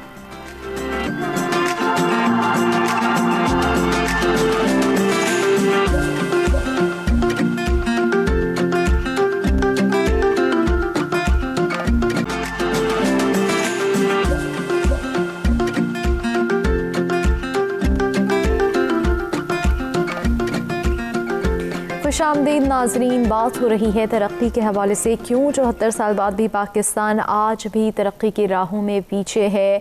بہت سارے پہلوؤں پر ہم نے نظر ڈالی اور آگے بھی ڈالیں گے. بنیادی وجوہات جو سامنے آئی وہ یہ ہیں کہ تعلیم, ہمارا تعلیمی نظام جو ہے اس پر توجہ دینے کی ضرورت ہے, صحت پر توجہ دینے کی ضرورت ہے. جب ہم تعلیمی نظام کی بات کرتے ہیں تو وہاں ہمیں نظر آتا ہے کہ کیا تربیت دی جا رہی ہے, وہاں والدین کیا رول ادا کرتے ہیں. ہم دیکھتے ہیں کہ بچپن سے بچوں کو سکھائی جا رہی ہوتی ہے ایک چیز کہ آپ نے ڈاکٹر بننا, انجینئر بننا, یہ نہیں دیکھا جا رہا ہوتا کہ بچوں کا انٹرسٹ کس چیز میں ہے. تو یہاں پر بھی کہیں نہ کہیں ہم لیک کریں. پروین صاحبہ, آپ ہی کی جانب واپس آؤں گی. ہم تعلیمی نظام پر بات کرتے تو جس پر آپ نے کہا کہ بنیادی جو ہماری گراؤنڈ ریالٹیز ہیں ان پر ہی توجہ نہیں دی جا رہی. ساتھ ہی ساتھ والدین کس طرح سے, ان کا کیا کردار جو ہے وہ انہیں اس وقت ادا کرنے کی ضرورت ہے. بالکل ایسا ہی ہے. جس طرح سے کہ والدین سٹارٹ سے ہی بچے کو کسی بھی اسکول میں ایڈمیشن کرواتے ہیں تو اس میں بس سٹارٹ سے ان کے ذہنوں میں یہ چیز آ جاتی ہے کہ میرا یہ بیٹا یہ بنے گا, یہ بیٹی میری یہ بنے گی, اس کا یہ کیریئر. ٹھیک ہے, اب کیریئر کاؤنسلنگ کی جب ہم بات کرتے ہیں وہ تو اسکول میں تو ہوگی جب بچہ اس کو انڈرسٹینڈ کرے گا اور کہ کیریئر کاؤنسلنگ میں کس طرح سے گائیڈ کرے گا. تو لیکن سب سے پہلے تو کیریئر کاؤنسلنگ پیرنٹس کی طرف سے آنی ہے نا, جس کے ساتھ بچہ زیادہ ٹائم لائف کے 5 to 6 ایئرس جو ہے گھر میں گزارتا ہے, اس کو کسی اسکول کا نہیں پتا. تو وہ ان 5 سالوں میں والدین کیا کردار ادا کرتے ہیں, کیا وہ بچے کا جو انٹرسٹ ہے کیا وہ اس کے مطابق وہ دیکھ رہے ہوتے ہیں. پھر اسکول میں بھی کرواتے ہیں, اگر بچے کے مارکس اچھے آ رہے ہیں ٹھیک ہے تو گریڈ 1 سے ہی مارکنگ سٹارٹ ہو جاتی ہے کہ بچے کے اس سبجیکٹ میں اتنے گریڈ ہیں, اس میں اتنے آئے. اچھا, جس سبجیکٹ میں گریڈ اچھے ہیں بچے کی تو ایبلٹی یہی ہے, جبکہ ایسا نہیں ہے. جو 5 گریڈ تک ہے اس میں تو کم از کم بچے کی اس طرح کی پریکٹیکل گرومنگ ہونی چاہیے, اس کو انوائرمنٹ اس طرح کا دینا چاہیے in terms of toys, in terms of جو بھی بچے کے آپ اس وقت شوق پورے کر رہے ہوتے ہیں کہ دیکھا جائے کہ بچہ کس طرف اپنا انٹرسٹ شو کرتا ہے. ٹھیک ہے, اگر وہ ٹوائز بھی پرچیز کرتا ہے تو کس ٹائپ کی. تو 5 گریڈ تک تو وہ گریڈنگ والی چیز سے تو بچے کو نکال لینا چاہیے جو اس کے مائنڈ میں فیئر ڈالتا ہے کہ اچھا میں نے اتنے گریڈ لے کے آنے ہیں تو میرے پیرنٹس خوش ہوں گے. ٹھیک ہے, تو یہ میرے خیال میں شروع سے ہی ہم ایک پیپر اور پینسل جب ہاتھ میں دے دیتے ہیں بچوں کو یہ سکھا دیا جاتا ہے کہ جی اچھا پڑھنا ہے, اچھا نوکری کرنی ہے, ڈگری حاصل کرنی ہے, یہ ایک سوچ ڈیولپ کر دی جاتی ہے, مقصد نہیں بتایا جاتا. محمد صاحب, آپ کی جانب آؤں گی, اسی بات کو کنٹینیو کریں گے. آپ مجھے بریک میں بتا رہے تھے کہ ہم ویسٹ میں جو ہے وہ بہت زیادہ جو ہے وہ بچوں پر توجہ دی جاتی ہے, ان کا ایک ٹیسٹ لیا جاتا ہے. میں چاہوں گی آپ ہمارے ناظرین سے بھی وہ شیئر کریں کہ جب ہم وہاں کی اتنی ساری چیزیں اڈاپٹ کریں تو کیوں پازیٹیو چیزوں کو اڈاپٹ نہیں کیا جا رہا. بالکل, ایکچولی ایک ٹیسٹ ہوتا ہے, اس کو ایپٹیٹیوڈ ٹیسٹ کہا جاتا ہے, بچوں کا ہوتا ہے. تو اس ایپٹیٹیوڈ ٹیسٹ میں چونکہ اللہ تعالیٰ نے ہر انسان کے اندر ڈفرینٹ قسم کا ٹیلنٹ رکھا ہوا ہے. یہ ضروری نہیں کہ سارے کے سارے لوگ ڈاکٹرز بن جائیں, سارے کے سارے لوگ انجینئرس بن جائیں یا ٹیچرس بن جائیں. تو ڈفرینٹ لوگوں کے اندر ڈفرینٹ ٹیلنٹس ہوتے ہیں. اور بنیادی طور پر آپ کا جب معاشرہ چلتا ہے, ایک اسٹیٹ چلتی ہے, تو اس کو بھی ڈفرینٹ قسم کے لوگ چاہیے نا. سارے انجینئرس بن جائیں گے تو پھر تو صرف انجینئرنگ چل سکتی ہے یا میڈیکل کا شعبہ چل سکتا ہے. تو یہ بنیادی طور پر ایک قانون فطرت ہے, اصول فطرت ہے کہ ڈفرینٹ ٹیلنٹس ہوتے ہیں. ہمارے ہاں یہ ہوتا ہے کہ اس طرح کا کوئی سسٹم اسکولوں کے اندر یا گھروں کے اندر بالکل ایگزسٹ نہیں کرتا. ہم لوگوں کی ایک روایتی سوچ ہے, اور روایتی سوچ یہ ہے کہ بچے کو اس طرف لے کے چلنا ہے, اس طرح کی تعلیم دلوانی ہے کہ جس کے اندر یا تو پیسے زیادہ ہوں یا اس کے اندر اتھارٹی ہو. ٹھیک ہے, تو کنسیکوینٹلی ہم بچوں کے اوپر بنیادی طور پر تعلیم جو ہے اس کو امپوز کرتے ہیں, نہ کہ ان کا جو چوائس ہے یا ان کا ایپٹیٹیوڈ ہے, ان کا رجحان ہے, اس کو مد نظر رکھتے ہیں. پھر اسکولس کالجز اور یونیورسٹیز کے اندر بھی کوئی خاص اس طرح کا سسٹم نہیں ہوتا. Ultimately at the end of the day ایک اسٹوڈنٹ کو پتہ چلتا ہے کہ میں تو شروع سے یہ غلط لائن کے اندر آ گیا. جب اس کو اپنا ایکسپوجر ڈیولپ ہوتا ہے تو بنیادی طور پر اس سے کافی اسٹرکچرل پرابلمس پیدا ہوتے ہیں. تو اس کو شروع سے کیٹر کرنے کی ضرورت ہے. اور دوسرا اس کا ایک بڑا امپورٹنٹ پہلو یہ بھی ہے کہ جب تک ہماری مارکیٹ کے اندر ڈفرینٹ سبجیکٹس اور ڈسپلن سے ریلیٹڈ جابس کریٹ نہیں ہوں گے تو لوگوں کا ایک یہ بھی ہوتا ہے کہ اس میں جاب مل جاتی ہے یہ سبجیکٹ یا اس طرح کی پڑھائی سے اور اس میں نہیں ملتی. تو یہ بھی ایک بہت بڑا امپورٹنٹ فیکٹر اس کے اندر ہوتا ہے. یہ بہت امپورٹنٹ فیکٹرز ہیں محمد صاحب نے ہمیں بتائے. حسن صاحب ہم بریک میں بات کر رہے تھے جو ہم نے تعلیمی نظام کی ہم اس وقت بات کریں کہ ہم ترقی کی اگر جب بات کریں تو تعلیمی نظام اس میں بہت بڑا رول ادا کرتا ہے. ہم نے بچوں کی تعلیم کے حوالے سے بات کی, اسائنمنٹس کے حوالے سے بات کی. بچے جو ہیں وہ شارٹ کٹس کی جانب جا رہے ہیں. ہم کیا فیوچر دیکھ رہے ہیں, ہم پاکستان کا کیا فیوچر دیکھ رہے ہیں, کیونکہ بچے تو ابھی ہی کی اگر ہم کرنٹ سچویشن کی بات کریں بغیر پیپرز کے بچوں کو پاس کیا جا رہا ہے. تو آپ کیا سمجھ رہا ہے کہ کیا فیوچر ہے ترقی کی؟ جب ہم بات کرتے تو بہت بڑے لیول پہ جا کے آ جاتی ہے. یہ ہم بنیادی جو ہے جو بھی ہم بنیادی ضروریات کی بات کریں وہی پوری نہیں کی جا رہی, وہیں پہ ہم لیک کر رہے ہیں. جی بالکل ایسا ہی ہے کہ جیسے ڈاکٹر صاحب نے کہا کہ ہماری جو تعلیم ہے اس میں جو بنیادی ترین چیز ہے وہ آپ کا کریکولم ہے, سلیبس ہے. ہمارا جو سلیبس ہے وہ مارکیٹ سے اورینٹیشن اس کی نہیں ہے کہ ہمیں مارکیٹ میں کیا چاہیے اور ہم پروڈیوس کیا کر رہے ہیں, ایک چیز. دوسرا یہ ہے کہ جو ہمارے انسٹیٹیوشنز ہیں ان کا آپ دیکھ لیں کہ کیا ان کی جو گریڈنگ سسٹم ہے, ان کا جو مارکنگ سسٹم ہے, کیا وہ 21 سینچری کی جو وہ ہے جو ورلڈ ہے اس کے حساب سے ہے. اس کی میں آپ کو ایک ایگزامپل دوں گا, جیسے کہ پشاور بورڈ کا 1098 والا میں نے بات کی کہ 1098 آؤٹ آف 1100 مارکس لینے والا بچہ وہ تو کوئی آئنسٹائن سے بھی زیادہ انٹیلیجنٹ ہوگا. But the other week, the next day he failed in the national MD-CAT. وہ MD-CAT کا ٹیسٹ ہی نہیں پاس کر سکا. اب اس کا مطلب یہ ہے کہ ہمیں یا تو نیشنل MD-CAT کو دیکھنے کی ضرورت ہے کہ اس میں کوئی فالٹ ہے, یا وہ پشاور بورڈ کے سسٹم کو دیکھنے کی ضرورت ہے کہ اس میں کوئی فالٹ ہے, یا اس کا جو ایجوکیشن سسٹم ہے جو اس کا جو اس کا مطلب جو ادارہ ہے جس نے اس کو گروم کیا ہے, کیا وہاں پہ کوئی ایسی وہ فلا ہے. اچھا مجھے یہ بتائیں کہ جب اس طرح کے بچے, جب آپ اس کو بچوں کو اس طرح ڈسہارٹ وہ کریں گے تو کیا اس کا باقی جو پورے لوگ ہیں ان کے اوپر آج کل تو سوشل میڈیا ہر بندے کے ہاتھ میں کوئی نہ کوئی گیجٹ ہے اور وہ مطلب پوری دنیا تک اور پورے ملک تک وہ بات پہنچ جاتی ہے. تیسری چیز یہ ہے کہ جو ہمارا مطلب آپ دیکھ لیں کہ ہمارے ہاں یہ ہے کہ پریپ میں بھی ایک بچہ یاد کرتا ہے اور پی ایچ ڈی میں بھی ایک بچہ یاد کرتا ہے. ایسا ہی ہے. مطلب میں آئی ایم ریئلی سرپرائزڈ کہ پی ایچ ڈی میں آپ جو ریسرچ میتھڈالوجی کا پیپر لیتے ہیں بجائے اس کے کہ آپ اس کو ریسرچ میتھڈالوجی پڑھائیں یا اس سے ریسرچ میتھڈالوجی پریکٹیکلی کروائیں, آپ اس سے پیپر میں بھی پوچھتے ہیں کہ کتنی قسم کے انٹرویوز ہوتے ہیں. جی اب وہ پی ایچ ڈی والا بندہ یاد کرتا ہے کہ انٹرویو اتنے قسم کے ہوتے ہیں اور اس میں وہ لکھ رہا ہوتا ہے کہ فلانے والے انٹرویو میں آپ یہ کرتے ہیں. تو میں اگر ایک اسٹوڈنٹ سے یہ پوچھتا ہوں کہ انٹرویوز کتنے قسم کے ہوتے ہیں تو why don't eye hand over, مطلب میں اس کو مائک پکڑاؤں کہ جا کے کسی کا انٹرویو کر کے لے کے آؤں. ہم یہ نہیں کرتے. اچھا اس سے زیادہ وہ یہ ہے کہ ہم نے جو کریکولم ہے یا سلیبس ہے اس کا ایک بار بنا کے ڈال دیا بچے کے اوپر کہ تم یہ بھی پڑھو تم وہ بھی پڑھو. مثال میں ایک چھوٹی سی دیتا ہوں کہ میرا ایک بچہ ایک آکسفورڈ کی انگلش کی بک میں نے جب وہ اٹھا کے دیکھی, اتنی موٹی وہ بک تھی, وہ کلاسیکل انگلش تھی اس کے اندر.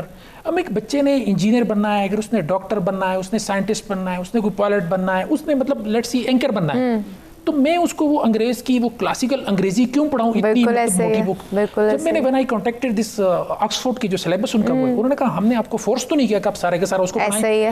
میں نے کہا یار وہ کالج والے تو بخش ہی نہیں رہے. وہ کہتے ہیں نہیں بھائی ہمارا وہ یہ نہیں, ہم نے تو یہ آپ کو ایک ایریا دیا ہے, آپ اس کے اندر اپنی سلیکٹڈ چیزوں کو لے کے آپ پڑھا سکتے ہیں. اگر آپ کو پسند نہیں آپ اس میں سے 2 لیسنس پڑھائیں. تو ہم نے کیا کر دیا, ہم نے اپنے بچے کے اس کے اوپر ایک بہت بڑا بیگ ڈال دیا بوجھ, اور وہ یاد کرنے اور مارکس لینے اس کے جھنجٹ سے نکلتا ہی نہیں ہے. وہ یعنی کہ کانسیپٹ کلیئر کرنا جو ہے وہ ہم نے سکھانا ہی نہیں ہے, ہم نے رٹے سسٹم پہ لگا دیے کہ آپ نے یاد کرنا, اپنے پیپرز دینے. اچھا حسن صاحب ساتھ ہی ساتھ کس طرح سے اس سوچ کو بدلا جائے کہ مقصد بنائے زندگی کا, کوئی گول بنائے, یہ مت سوچیں کہ جی آپ نے پڑھ لکھ کے اچھی نوکری کرنی ہے. کس طرح سے سوچ کو تبدیل کیا جا سکتا ہے؟ دیکھیں جب تک آپ کی ویلیو سسٹم جو ہے نا, کسی بھی انسان کی جو لائف تھی اس پلانٹ کے اوپر, اس کا سب سے پہلا انسٹیٹیوشن کیا تھا؟ سوسائٹی. بالکل. تو جب تک ہم اپنے سوشل ویلیوز کو, اپنے ڈیموکریٹک ویلیوز کو, اپنے مطلب جتنے بھی ہماری کلچرل ویلیوز ہیں ان ساری چیزوں کو وہ اپہیلڈ نہیں کریں گے, ان کو ویلیو نہیں کریں گے, ان کو ریسپیکٹ نہیں دیں گے. آپ دیکھیں ہمارے ہاں سوسائٹی میں کیا ہے کہ اس بندے کی بات کو ترجیح دی جائے گی جو زیادہ ویل آف ہے, جس کے پاس پیسہ ہے. ہم اسٹیٹس کے سمبل کیا سمجھتے ہیں؟ اگر کسی کے پاس بڑی گاڑی ہے, اگر کسی کے پاس کوئی بڑا گھر ہے, اس کے پاس بینک بیلنس زیادہ ہے, ہم یہ نہیں کہتے کہ یار. اچھا ایک اور چیز بھی ہے, مثال ایک بندہ جو ہے, ایک بچہ جو ہے وہ سٹی اسکول سے یا کسی مطلب اس اسکول سے پڑھ کے آئے, میں نے اس کو بٹھا دیا ایک ٹاٹ اسکول والے کے ساتھ, وہ کتنی ہارڈ ورک کے بعد ادھر تک پہنچا ہے, کن کن اس نے جو ہے نا سرکمسٹانسز سے ہوتا ہوا اس کی کمپٹیشن میں آیا. وہ جب ادھر آتا ہے تو میں پہلے اس کو ڈیروگیٹری اس سے دیکھتا ہوں کہ یہ تو ٹاٹ اسکول سے پڑھ کے آیا, یہ بڑے مطلب جو ہے نا اپ ٹو ڈیٹ اس سے آیا, وہ کہاں سے وہ لے کے آیا, اس کا اسٹرگل کتنی ہے, اس نے کتنی محنت کی ہے. تو ہم ان چیزوں کو ویلیو نہیں کرتے. ہم یہ نہیں کہتے کہ یار اس بندے نے محنت کی, اس نے پی ایچ ڈی کر لی, یا اس نے کوئی بڑا یعنی اچھا سوسائٹی میں کام کیا. اور میں اس کی ایک چھوٹی سی مثال دوں گا کہ ہم وہ بدقسمت قوم ہے کہ جو ہم عبدالستار عیدی سے ایسے بندے کو ایک کونسلر نہیں بنا سکے. وہ 3 بار الیکشن میں آئے, ہمارا ویلیو سسٹم اتنا کمزور ہو چکا ہوا ہے کہ ہم اس بندے کو کونسلر نہیں بنا سکے. ہم نے کیا کیا ہے, ہماری سوسائٹی میں کیا ہے کہ اگر جو جس کا کوئی زیادہ دہشت ہو, جو کسی کو 4 تھپڑ مار سکتا ہو, جو کسی کو اٹھا سکتا ہو, وہی بات کریں کہ طاقت کا دباؤ اور اثر اتنا زیادہ ہے, مفادات اتنے معنی رکھتے ہیں کہ وہ دوسری جو ضروری چیزیں ان پر ہی نظر نہیں کی جا رہی. تعلیمی نظام کے حوالے سے تو ہم نے بات کی, ساتھ ہی ساتھ اب میں تھوڑا سا کرپشن کی جانب آنا چاہوں گی, تو سفارشات کی جانب آنا چاہوں گی, کیونکہ ترقی کی جب ہم بات کرتے ہیں تو ہر پہلو پہ ہی بات کی جاتی ہے. تو پاکستان میں جب ہم دیکھتے ہیں تو بددیانتی سمیت بہت ساری بری عادات جو ہیں ان کو ہم دیکھتے ہیں. ساتھ ہی ساتھ ہم دیکھتے ہیں کرپشن کا ایک بہت بڑا مسئلہ ہے, صرف اپنی مفادات کے لیے جو ہے وہ اپنی جگہ کو استعمال کیا جا رہا ہے. اس میں بھی ملک کا جو ہے وہ بہت بڑا ہم نقصان دیکھتے ہیں. کیا کہیں گی پروین صاحبہ؟ آپ بالکل صحیح کہہ رہی ہیں, کرپشن کا بہت اہم رول ہے ہمارے رائٹ ڈائریکشن میں نہ آنے کا. اس میں سب سے پہلے تو پھر وہی بات ہے, ہمیں کرپشن کا مطلب پتہ ہونا چاہیے نا. کرپشن صرف یہی نہیں ہے کہ کسی کے پیسے مار لیے یا کچھ, آپ کو ہر لیول پہ کرپشن دیکھنا ہے, being a teacher, being a student, being a parents, یا ہر لیول کی وہ کرپشن جو بھی انسٹیٹیوشن ورک کر رہا ہے اس کا ہر امپلائی اپنے لیول پہ کیسا کام کر رہا ہے. کیا بینگ اے ٹیچر میں اپنی کلاس میں ٹائم پہ جاتا ہوں, ٹھیک ہے, کیا جو سبجیکٹ میرے میں ہینڈ اوور کیا گیا کیا میں اس کی ریکوائرمنٹ پوری کرتا ہوں, یا بس میں اٹھا ہوں اور بغیر میں نے لیکچر پریپیئر کیا اور میں کلاس میں چلا جاؤں, تو کیا یہ وہ اپ ٹو اسٹینڈرڈ ہوگا. تو یہ کرپشن کا سب سے پہلے تو ہمیں میننگس پتہ ہونا چاہیے کہ کرپشن ہے کیا. تو اس کے بعد یہ بہت امپورٹنٹ ہے کہ اس کو دیکھا جائے اور اس کو انڈیویجول لیول پہ اس کو ختم کیا جائے, پھر ہی ہم اس کا ایک کولیکٹیو امپیکٹ جو ہے وہ اپنے سوسائٹی یا اپنے انسٹیٹیوشنز یا اپنے کنٹری کی ترقی میں دیکھیں گے. ویسے صحیح. ایک حسن صاحب ایک بریک کی جانب بڑھنا ہے, بریک سے واپس آ کے میں آپ کا بھی جو ہے وہ پوائنٹ آف ویو سنتی ہوں. ناظرین, اب ترقی کی جب ہم بات کرتے ہیں تو یہاں پہ ایک بڑا فیکٹر جو آتا ہے, ہم تعلیمی نظام کی بہت بات کی, کرپشن. جب ہم دیکھتے ہیں کہ بڑے بڑے عہدوں پہ جب ہم دیکھتے ہیں کہ وہ اس جگہ کے اہل نہیں ہوتے لیکن ان کو وہ جگہ دے دی جاتی ہے, اس میں ہم ترقی میں کتنا لیک کر رہے ہیں, اس حوالے سے گفتگو جاری ہے. We'll be right back after a very short break. Stay with us.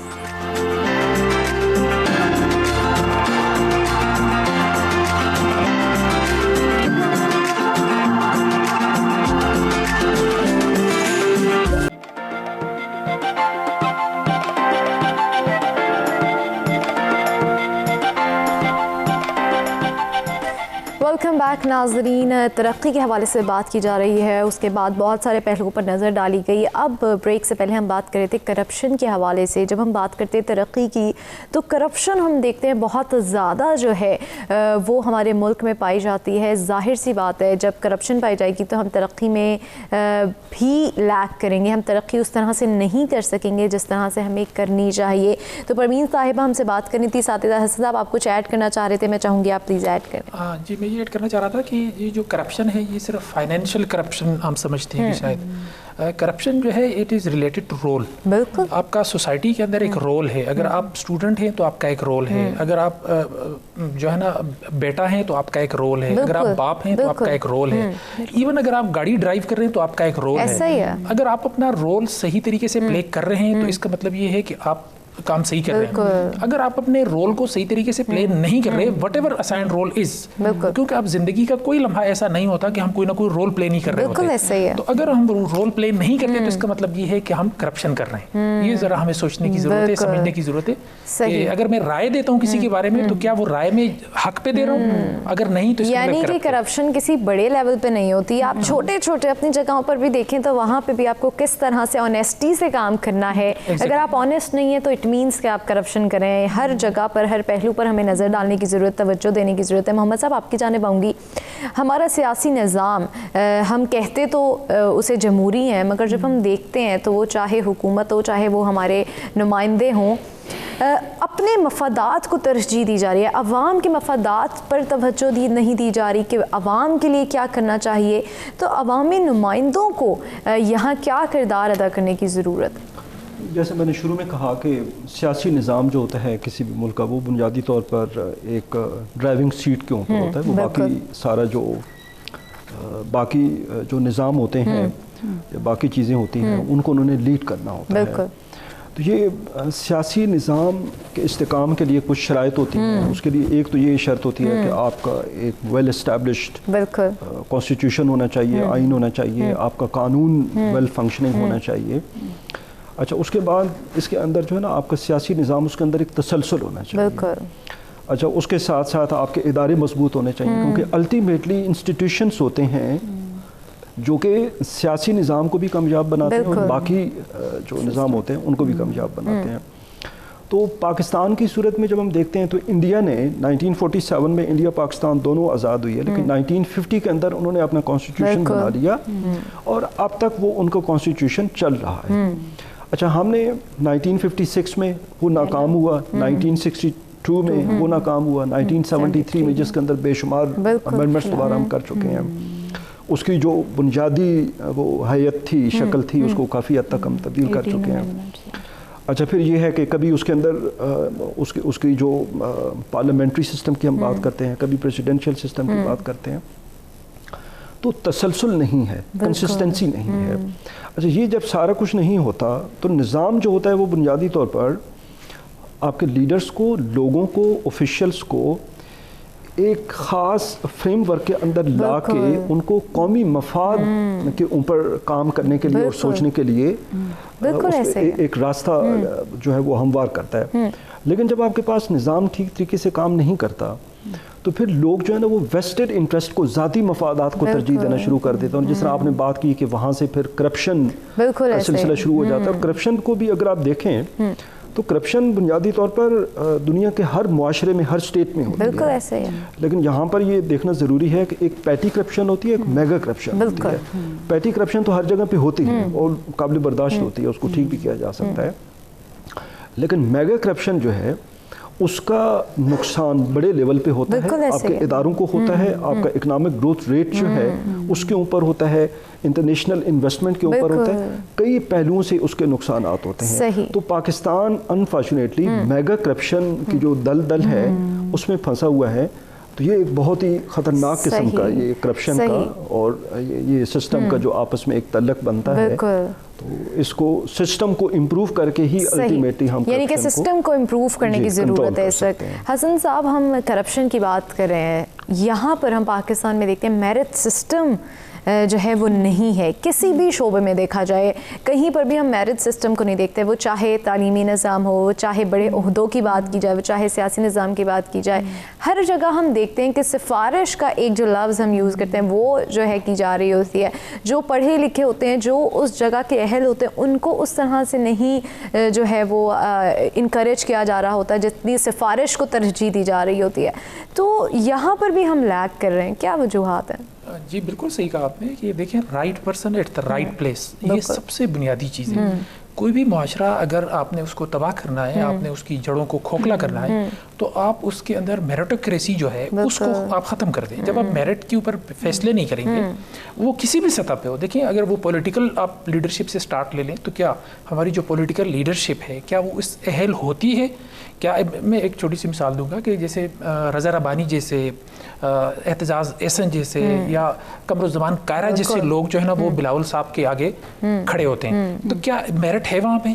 नहीं है। اچھا جی، پھر اس کے بعد یہ ہے کہ اگر آپ دوسرے انسٹیٹیوشنس کو دیکھ لیں تو وہاں پہ بھی یہی ہوتا ہے کہ میرٹ کے اوپر وہ نہیں ہو رہا. میں اس میں آپ کو مثال دوں گا کہ ہمارے پڑوس میں ایران ہے. وہاں پہ کیا ہے، ان کا منسٹرز جو ہوتے ہیں وہ اپنے اس کا ایک ایکسپرٹ ہوتا ہے اپنی فیلڈ کا، اس کا ایک کیریئر بیگیج ہوتا ہے پورا، وہ لے کے آتا ہے. تو اس وجہ سے وہ آپ کہہ سکتے ہیں کہ اگر ہم نے ایز اے نیشن ترقی کرنی ہے تو ہم نے میرٹ بیس فیصلے کرنے ہیں، خواہ وہ پولیٹیکل ہو، خواہ وہ جوڈیشری کے اندر سے ہو، خواہ وہ ہمارے ایجوکیشن کے اندر ہو، ہمارے سوسائٹی میں جہاں پہ بھی میرے ہاتھ میں جو کچھ بھی ہے مجھے چاہیے کہ میں جو بھی فیصلہ کروں وہ میرٹ بیسڈ کروں. اس میں صرف ایک وہ نہیں ہوتا. ہم یہ سمجھتے ہیں کہ یار یہ فیصلے صرف جج سناتے ہیں.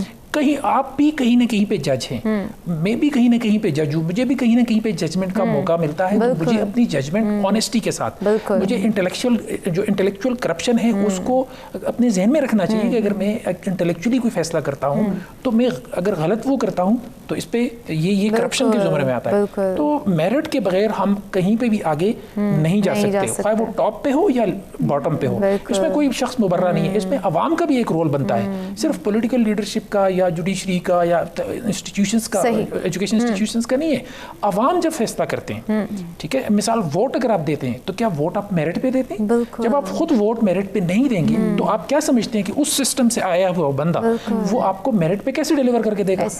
تو یہ عوام کا بھی اس میں اتنا ہی رول بنتا ہے. عوام کو اس چیز سے اپنے آپ کو مبرہ نہیں سمجھنا چاہیے، یعنی کہ عوام کو بھی اپنا کردار ادا کرنے کی ضرورت ہے. پروین صاحب، آپ کی جانب آؤں گی، آپ کرپشن کے حوالے سے کیا کہنا چاہیں گے؟ آج کا جو دور چل رہا ہے، آج کا جو معاشرہ چل رہا ہے، ہر جگہ کرپشن ہمیں دیکھنے میں مل رہی ہے، کیا کہیں گی؟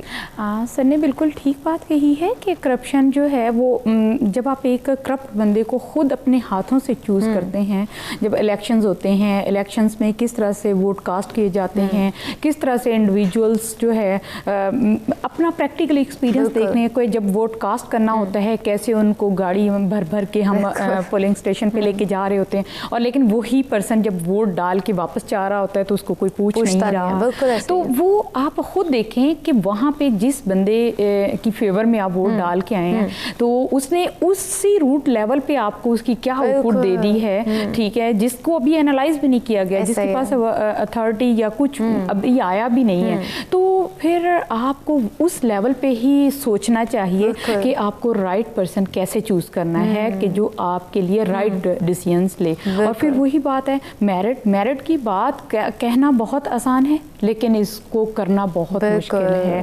تو یہ میرٹ جو ہے یہ ہر لیول پہ اس کو فوکس کرنے کی ضرورت ہے، چاہے وہ ٹیچنگ کا شعبہ ہے، کوئی بھی انسٹیٹیوشن آپ لے لیں، ہیلتھ ہے، ٹھیک ہے، کوئی بھی آپ کے آپ اسٹوڈنٹ لائف پہ اسٹوڈنٹس ہیں، ٹیچرز ہیں، کسی بھی انسٹیٹیوشن سے آپ بلونگ کرتے ہیں. تو میرٹ کہنا بہت آسان ہے لیکن اس کو اس پر امپلیمنٹ کرنا بہت مشکل ہے. تو اس چیز کو مینلی امپلیمنٹیشنز پہ ہمیں اس وقت توجہ دینی ہے. میرٹ لیول کی جب ہم بات کرتے ہیں اور جب ہم دوسری طرف نظر ڈالتے ہیں تو وہاں سفارشات، وہاں کرپشن جو ہے ہمیں نظر آتی ہے. ترقی کی ہم بات کریں ہیں، تنزلی کا اس لیے شکار ہیں کیونکہ ہم بنیادی ضروریات کو پورا نہیں کر رہے. ہم کرپشن ہمارے دیکھنے میں بہت آ رہی ہے، سفارشات دیکھنے میں آ رہی ہیں، جو اس جگہ کا اہل ہوتا ہے، جو اس عہدے کا اہل ہوتا ہے اسے نہیں دیا جاتا، بنسبت سفارش جس کی ہوتی ہے اس کو دے دیا جاتا ہے. تو ترقی کی راہ میں جب ہم نے گامزن ہونا ہے تو ہمیں ان چیزوں کو ٹھیک کرنے کی ضرورت ہے. محمد صاحب، آپ کی جانب آؤں گی کہ تمام ممالک میں ہم دیکھتے ہیں کہ تھنک ٹینک ہوتے ہیں جو کہ تمام شعبہ جات کی 100 سالہ پالیسی بناتے ہیں، مگر ہمارے ہاں ایسا کچھ دیکھنے میں نہیں آتا. ایسا کیوں ہے؟ یہ بہت اہم سوال ہے.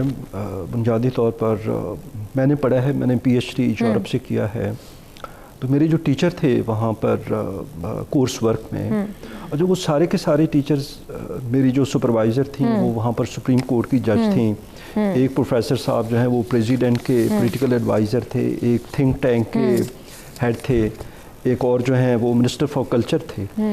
اچھا، تو جب میں ان کو کمپیئر کرتا، اچھا 2 ان میں سے یورپین پارلیمنٹ کے ممبرس تھے. صحیح. اچھا، اب اندازہ کیجیے کہ پوری کی پوری فیکلٹی جو ہے وہ ٹیچنگ کے ساتھ ساتھ ایک دوسری جاب میں ان کی چل رہی ہے. اچھا، یہاں پر پاکستان کے اندر ہم دیکھتے ہیں کہ دوسری جاب کو تو چھوڑ دیجئے، وہ چونکہ الاؤڈ نہیں ہے یہاں پر. یہ ہمارا اصول ہے کہ گورنمنٹ کی جاب آپ ایٹ اے ٹائم ایک ہی کر سکتے ہیں. لیکن یہاں پر جو ہوتا ہے نا، اکیڈیمیا کا اور انڈسٹری کا या पॉलिसी का एक ज़बरदस्त किस्म का डिसकनेक्ट है। अच्छा, यहाँ पर एक्सेप्टेबिलिटी है ही नहीं। फॉर एग्जांपल HEC के डिफरेंट प्रोजेक्ट्स होते हैं, रिसर्च प्रोजेक्ट्स होते हैं, वो प्रोजेक्ट्स हम करते हैं तो उनमें एक प्रोविज़न होती है कोलैबोरेशंस की, कि आप जो सेक्टरल कोलैबोरेशन करें, कि जो डिफरेंट मिनिस्ट्रीज़ हैं या इंडस्ट्रियल सेक्टर है उनके साथ जब हम मिनिस्ट्रीज़ में जाते हैं तो वहाँ पर जो पहला वर्ड सुनने को हमें मिलता है वो मिलता है नहीं, ये मजबूरी है, ये मजबूरी है। उसके अंदर डिफरेंट किस्म की bureaucratic hurdles, bureaucratic red tapes जो हैं वो डाल दी जाती हैं। तो इसका मतलब ये है कि बुनियादी तौर पर हमारा पॉलिटिकल एलीट एकेडेमिया के साथ अपने आप को कनेक्ट करना ही नहीं चाहता। एकेडेमिया में अभी पाकिस्तान के अंदर ये सलाहियत है, कैपेसिटी है कि वो पॉलिसी इनपुट दे सकते हैं, लेकिन आगे जो उसकी है ना डिमांड, सप्लाई एंड डिमांड है, तो सप्लाई इस वक्त है बट डिमांड जो है वो बिल्कुल अभी तक यहाँ पर कोई उसका रुझान नज़र नहीं आता। तो किस तरह से क्या वो इक़दामात किए जाएं कि इस तरफ रुझान जो है वो राग़िब किया जाए?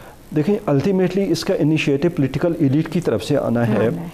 तो पॉलिटिकल एलीट को हम चूँकि हम लोग ही होते हैं लाने वाले, तो मेरा ख्याल है कि अगर पॉलिटिकल एलीट ने खुद इनिशिएटिव नहीं लेना और लोगों ने लेना है, तो लोग यही कर सकते हैं कि लिखे पढ़े लोगों को इलेक्ट करें, अच्छे लोगों को इलेक्ट करें जो रिसेप्टिव हों, जो आपकी बात को सुनते हों। बुनियादी तौर पर ये पाकिस्तान के अंदर कल्चर ही नहीं है कि जो आपको पॉलिटिकल एलीट होता है ना वो आम लोगों की बात सुनता है, ना लिखे पढ़े की बात सुनता है।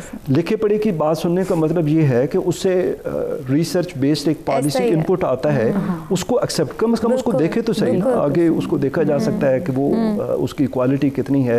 अच्छा, आम लोगों का ये होता है कि वो अपनी डिमांड्स लेके जाते हैं तो उनको भी कोई ज़्यादा इम्पोर्टेंस नहीं दी जाती। तो ये बड़ा इम्पोर्टेंट है कि लोग भी इस चीज़ का ख्याल करें कि जिन लोगों का वो इंतखाब करते हैं तो वो अच्छे लोग हों, सुलझे हुए हों, लिखे पढ़े हों, एहसास रखते हों लोगों का, और मुल्क की तरक्की के अंदर वो अपना किरदार अदा करने के लिए तैयार हो। सही। हसन साहब, आपकी जानिब आऊँगी कि किस तरह से निज़ाम को बेहतर किया जा सकता है हमारे मुल्क में ताकि हमारा मुल्क जो है वो तरक्की में आगे बढ़े? सबसे पहले तो इसमें मैं समझता हूँ कि अगर हम इसका एक यानी कम्प्रहेंसिव वो करें तो मैं समझता हूँ कि ये रिस्पांसिबिलिटी पेरेंट्स से स्टार्ट होती है। सही।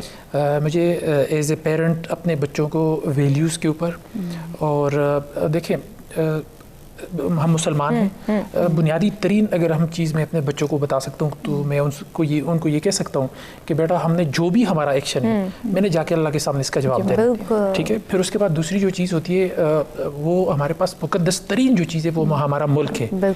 हमें अपने बच्चों के जहनों में ये बात डालनी चाहिए कि आपने कोई ऐसा काम नहीं करना ज़िंदगी में कि जो हमारे मुल्क या हमारी कौम के मफाद के ख़िलाफ़ हो, इनकी रिस्पेक्ट के ख़िलाफ़ हो। अगर आप कोई भी काम करते हैं अपने जहन में ये रखिए कि मैं मुसलमान हूँ और मैं पाकिस्तान से हूँ, मैंने अपने उसका जवाब देना है और मैंने अपने मुल्क को प्रोटेक्ट करना है, उसके मफादात के लिए वो करना है। फिर जो इंस्टीट्यूशंस हैं उनको फंक्शनल होना चाहिए। अगर इंस्टीट्यूशंस जो है वो फंक्शनल नहीं होंगे, अगर पार्लियामेंट अपना वो नहीं करेगी, जैसे सर ने कहा कि जो है ना हमारे जो पॉलिटिकल एलीट हैं तो वो किसी थिंक टैंक से इनपुट नहीं लेते या एकेडेमिया से या इंटेलेक्चुअल से, अगर वो खुद पढ़े लिखे होंगे तो वो लेंगे ना। अगर मैं मिसाल के तौर पर एक अनपढ़ आदमी को एक रिक्शे चलाने वाले को मैं जहाज में बिठा देता हूँ और फिर उससे ये एक्सपेक्ट करता हूँ कि ये बहुत ज़बरदस्त किस्म का जहाज फ्लाई करेगा, तो ये मेरी जो है ना ये मेरी डे ड्रीम हो सकती है, ये मेरी कोई जो है ना वो खाम ख्याली हो सकती है, ऐसा हो नहीं सकता। इंस्टीट्यूशनल फंक्शन जो है ना वो जब तक वो फंक्शन नहीं करेंगे, ख्वाह वो आपका एकेडमिक इंस्टीट्यूशन हो, आपका पॉलिटिकल इंस्टीट्यूशन हो, आपका जो है ना जुडिशल इंस्टीट्यूशन हो, या आपका जो भी है उसको फंक्शनिंग होना चाहिए और उनको अपना रोल जो है ना वो आवाम के सामने वो हो। और इसके अलावा ये कि हमें अपनी एजुकेशन को जब तक हम इम्प्रूव नहीं करेंगे तो मैं समझता हूँ कि हम तरक्की नहीं कर सकते। यानी कि एजुकेशन सिस्टम को बेहतर करने की ज़रूरत है। परवीन साहब, आपकी जानिब आऊँगी, हम किस तरह से मुल्क की तरक्की में अपना किरदार, सिर्फ फ़र्द की बात की जाए क्योंकि हमने तमाम बड़े ओहदों की बात की, तमाम बड़े शोबाजात की बात की, लेकिन अगर एक फ़र्द की हैसियत से देखें तो किस तरह से मुल्क की तरक्की में अपना किरदार अदा कर सकते हैं? इसमें मुल्क की तरक्की में किरदार अदा करने के लिए सबसे पहले एक फ़र्द, जिस तरह से कि सर ने बात की है कि वो यहीं से स्टार्ट करे कि मैं मुसलमान हूँ, ठीक है, मैंने एक जो कुछ भी मैं यहाँ पे करूँगा वो छोटे से छोटा मेरा जो भी मेरा अमल है वो लिखा जा रहा है। एक दिन मैंने इन सारे अपने अमाल का जवाबदेह होना है। अगर वो इस चीज़ को मद्देनज़र रखेगा उसके सारे अमाल भी दुरुस्त होंगे, ठीक है, जो भी वो काम करेगा वो सारे के सारे जो हैं वो इस्लाम के रूल्स और रेगुलेशन के अकॉर्डिंग होंगे। तो मेरा नहीं ख्याल कि जितने भी हमने बड़े बड़े प्रॉब्लम्स जो है जिनका जिक्र किया है वो हो सकते हैं। तो ये पहली बात ये कि इस्लाम के नाम पे बना हुआ मुल्क जो है वो इस्लाम को इम्प्लीमेंट करे, जो इस्लाम की टीचिंग्स हैं, ना कि ये कि जितना इस्लाम की टीचिंग जितने हमारे मफाद में वो हैं उतनी तो हमने ऑप्ट कर ली। यानी कि जो हम इस्लाम से दूर चले गए, हमें इस्लाम के नज़दीक आने की ज़रूरत है, जो हमारी टीचिंग्स हैं उन पर अमल करने की ज़रूरत है। जब हम उन पर अमल करेंगे तो हम तरक्की की जानिब गामज़न हो जाएंगे। मोहम्मद साहब, मैं चाहूँगी आज के मौजू के हवाले से आप हमारे नाज़रीन को कोई मैसेज देना चाहें। मैं मैसेज ये देना, बुनियादी तौर पर तो ये सारी जो गुफ्तगू है उसका हासिल ये है कि हम सोल्यूशन की तरफ आए। बिल्कुल। तो सोल्यूशन की जब हम बात करते हैं तो उसकी दो अप्रोचेज़ होती हैं, एक बॉटम टॉप अप्रोच होती है, एक टॉप बॉटम अप्रोच होती है। ये सर ने जो बात की है ये बॉटम टॉप अप्रोच की बात की है कि हम लोग इंडिविजुअल कैपेसिटी में या हैसियत में अगर ठीक हो जाएं और अपना सही तरीके से परफॉर्म करें तो हम हो सकते हैं। अच्छा, मैं इस बात के साथ एग्री करता हूँ लेकिन मुकम्मल तौर पर एग्री नहीं करता। दुनिया के अंदर जितनी मिसालें हैं तब्दीली की, सोशल चेंज की, पॉलिटिकल चेंज की, इकोनॉमिक चेंज की, ये हमेशा टॉप बॉटम है। सही। सिस्टम को बेहतर करने की कानून जो होता है, रूल ऑफ लॉ जो होता है, ये लोगों को ठीक करता है। लोग एक ख़ास माहौल के अंदर, सिस्टम के अंदर आके परफॉर्म करते हैं। इंडिविजुअल कैपेसिटी में कोई करेगा कोई नहीं करेगा। सही। अगर आपने यूनिफॉर्मिटी लानी है कि सारे के सारे तब्दील हों तो ये टॉप से नीचे आना पड़ेगा और ये एक बहुत बड़ा चैलेंज है क्योंकि 74 ईयर्स में अब तक ये नहीं हो सकता। सही। मोहम्मद साहब हमारे साथ मौजूद थे, परवीन साहिब, हसन साहब, आप तीनों के प्रोग्राम में आने का बहुत शुक्रिया। नाजरीन, बहुत ही जो है वो खूबसूरत गुफ्तगू की गई और हमारे मेहमानों ने बहुत ही खूबसूरत मैसेजेस दिए। उम्मीद करती हूँ कि आप लोग को आज का प्रोग्राम ज़रूर पसंद आया होगा और आप अपनी ज़िंदगियों में जो है वो इन तमाम बातों से कुछ ना कुछ लेकर अपनी ज़िंदगियों में ज़रूर उस पर इम्प्लीमेंट करेंगे, क्योंकि जब हम बहैसियत फ़र्द अब समझेंगे कि हमें भी मुल्क की तरक्की में अपना किरदार अदा करना है, हमें भी छोटी छोटी भी अगर हम सतह पर देखें तो हमें करप्शन नहीं करनी, चाहे वो हम छोटा सा हम समझ रहे होते वो झूठ है लेकिन आगे वो कितनी बड़ी जो है वो जो हम उसको कह सकते हैं कि हमारे लिए नुकसान होता है वो हम नहीं समझते। तो हमें बहैसियत फ़र्द अपने एक मुल्क का समझते हुए हमें अपना किरदार किस तरह से अदा करना है उसको समझने की ज़रूरत है। ज़िंदगी रही तो कल नए टॉपिक के साथ, नए मेहमानों के साथ फिर आपसे मुलाकात होगी। अपना ख्याल रखिएगा। अल्लाह निगहबान।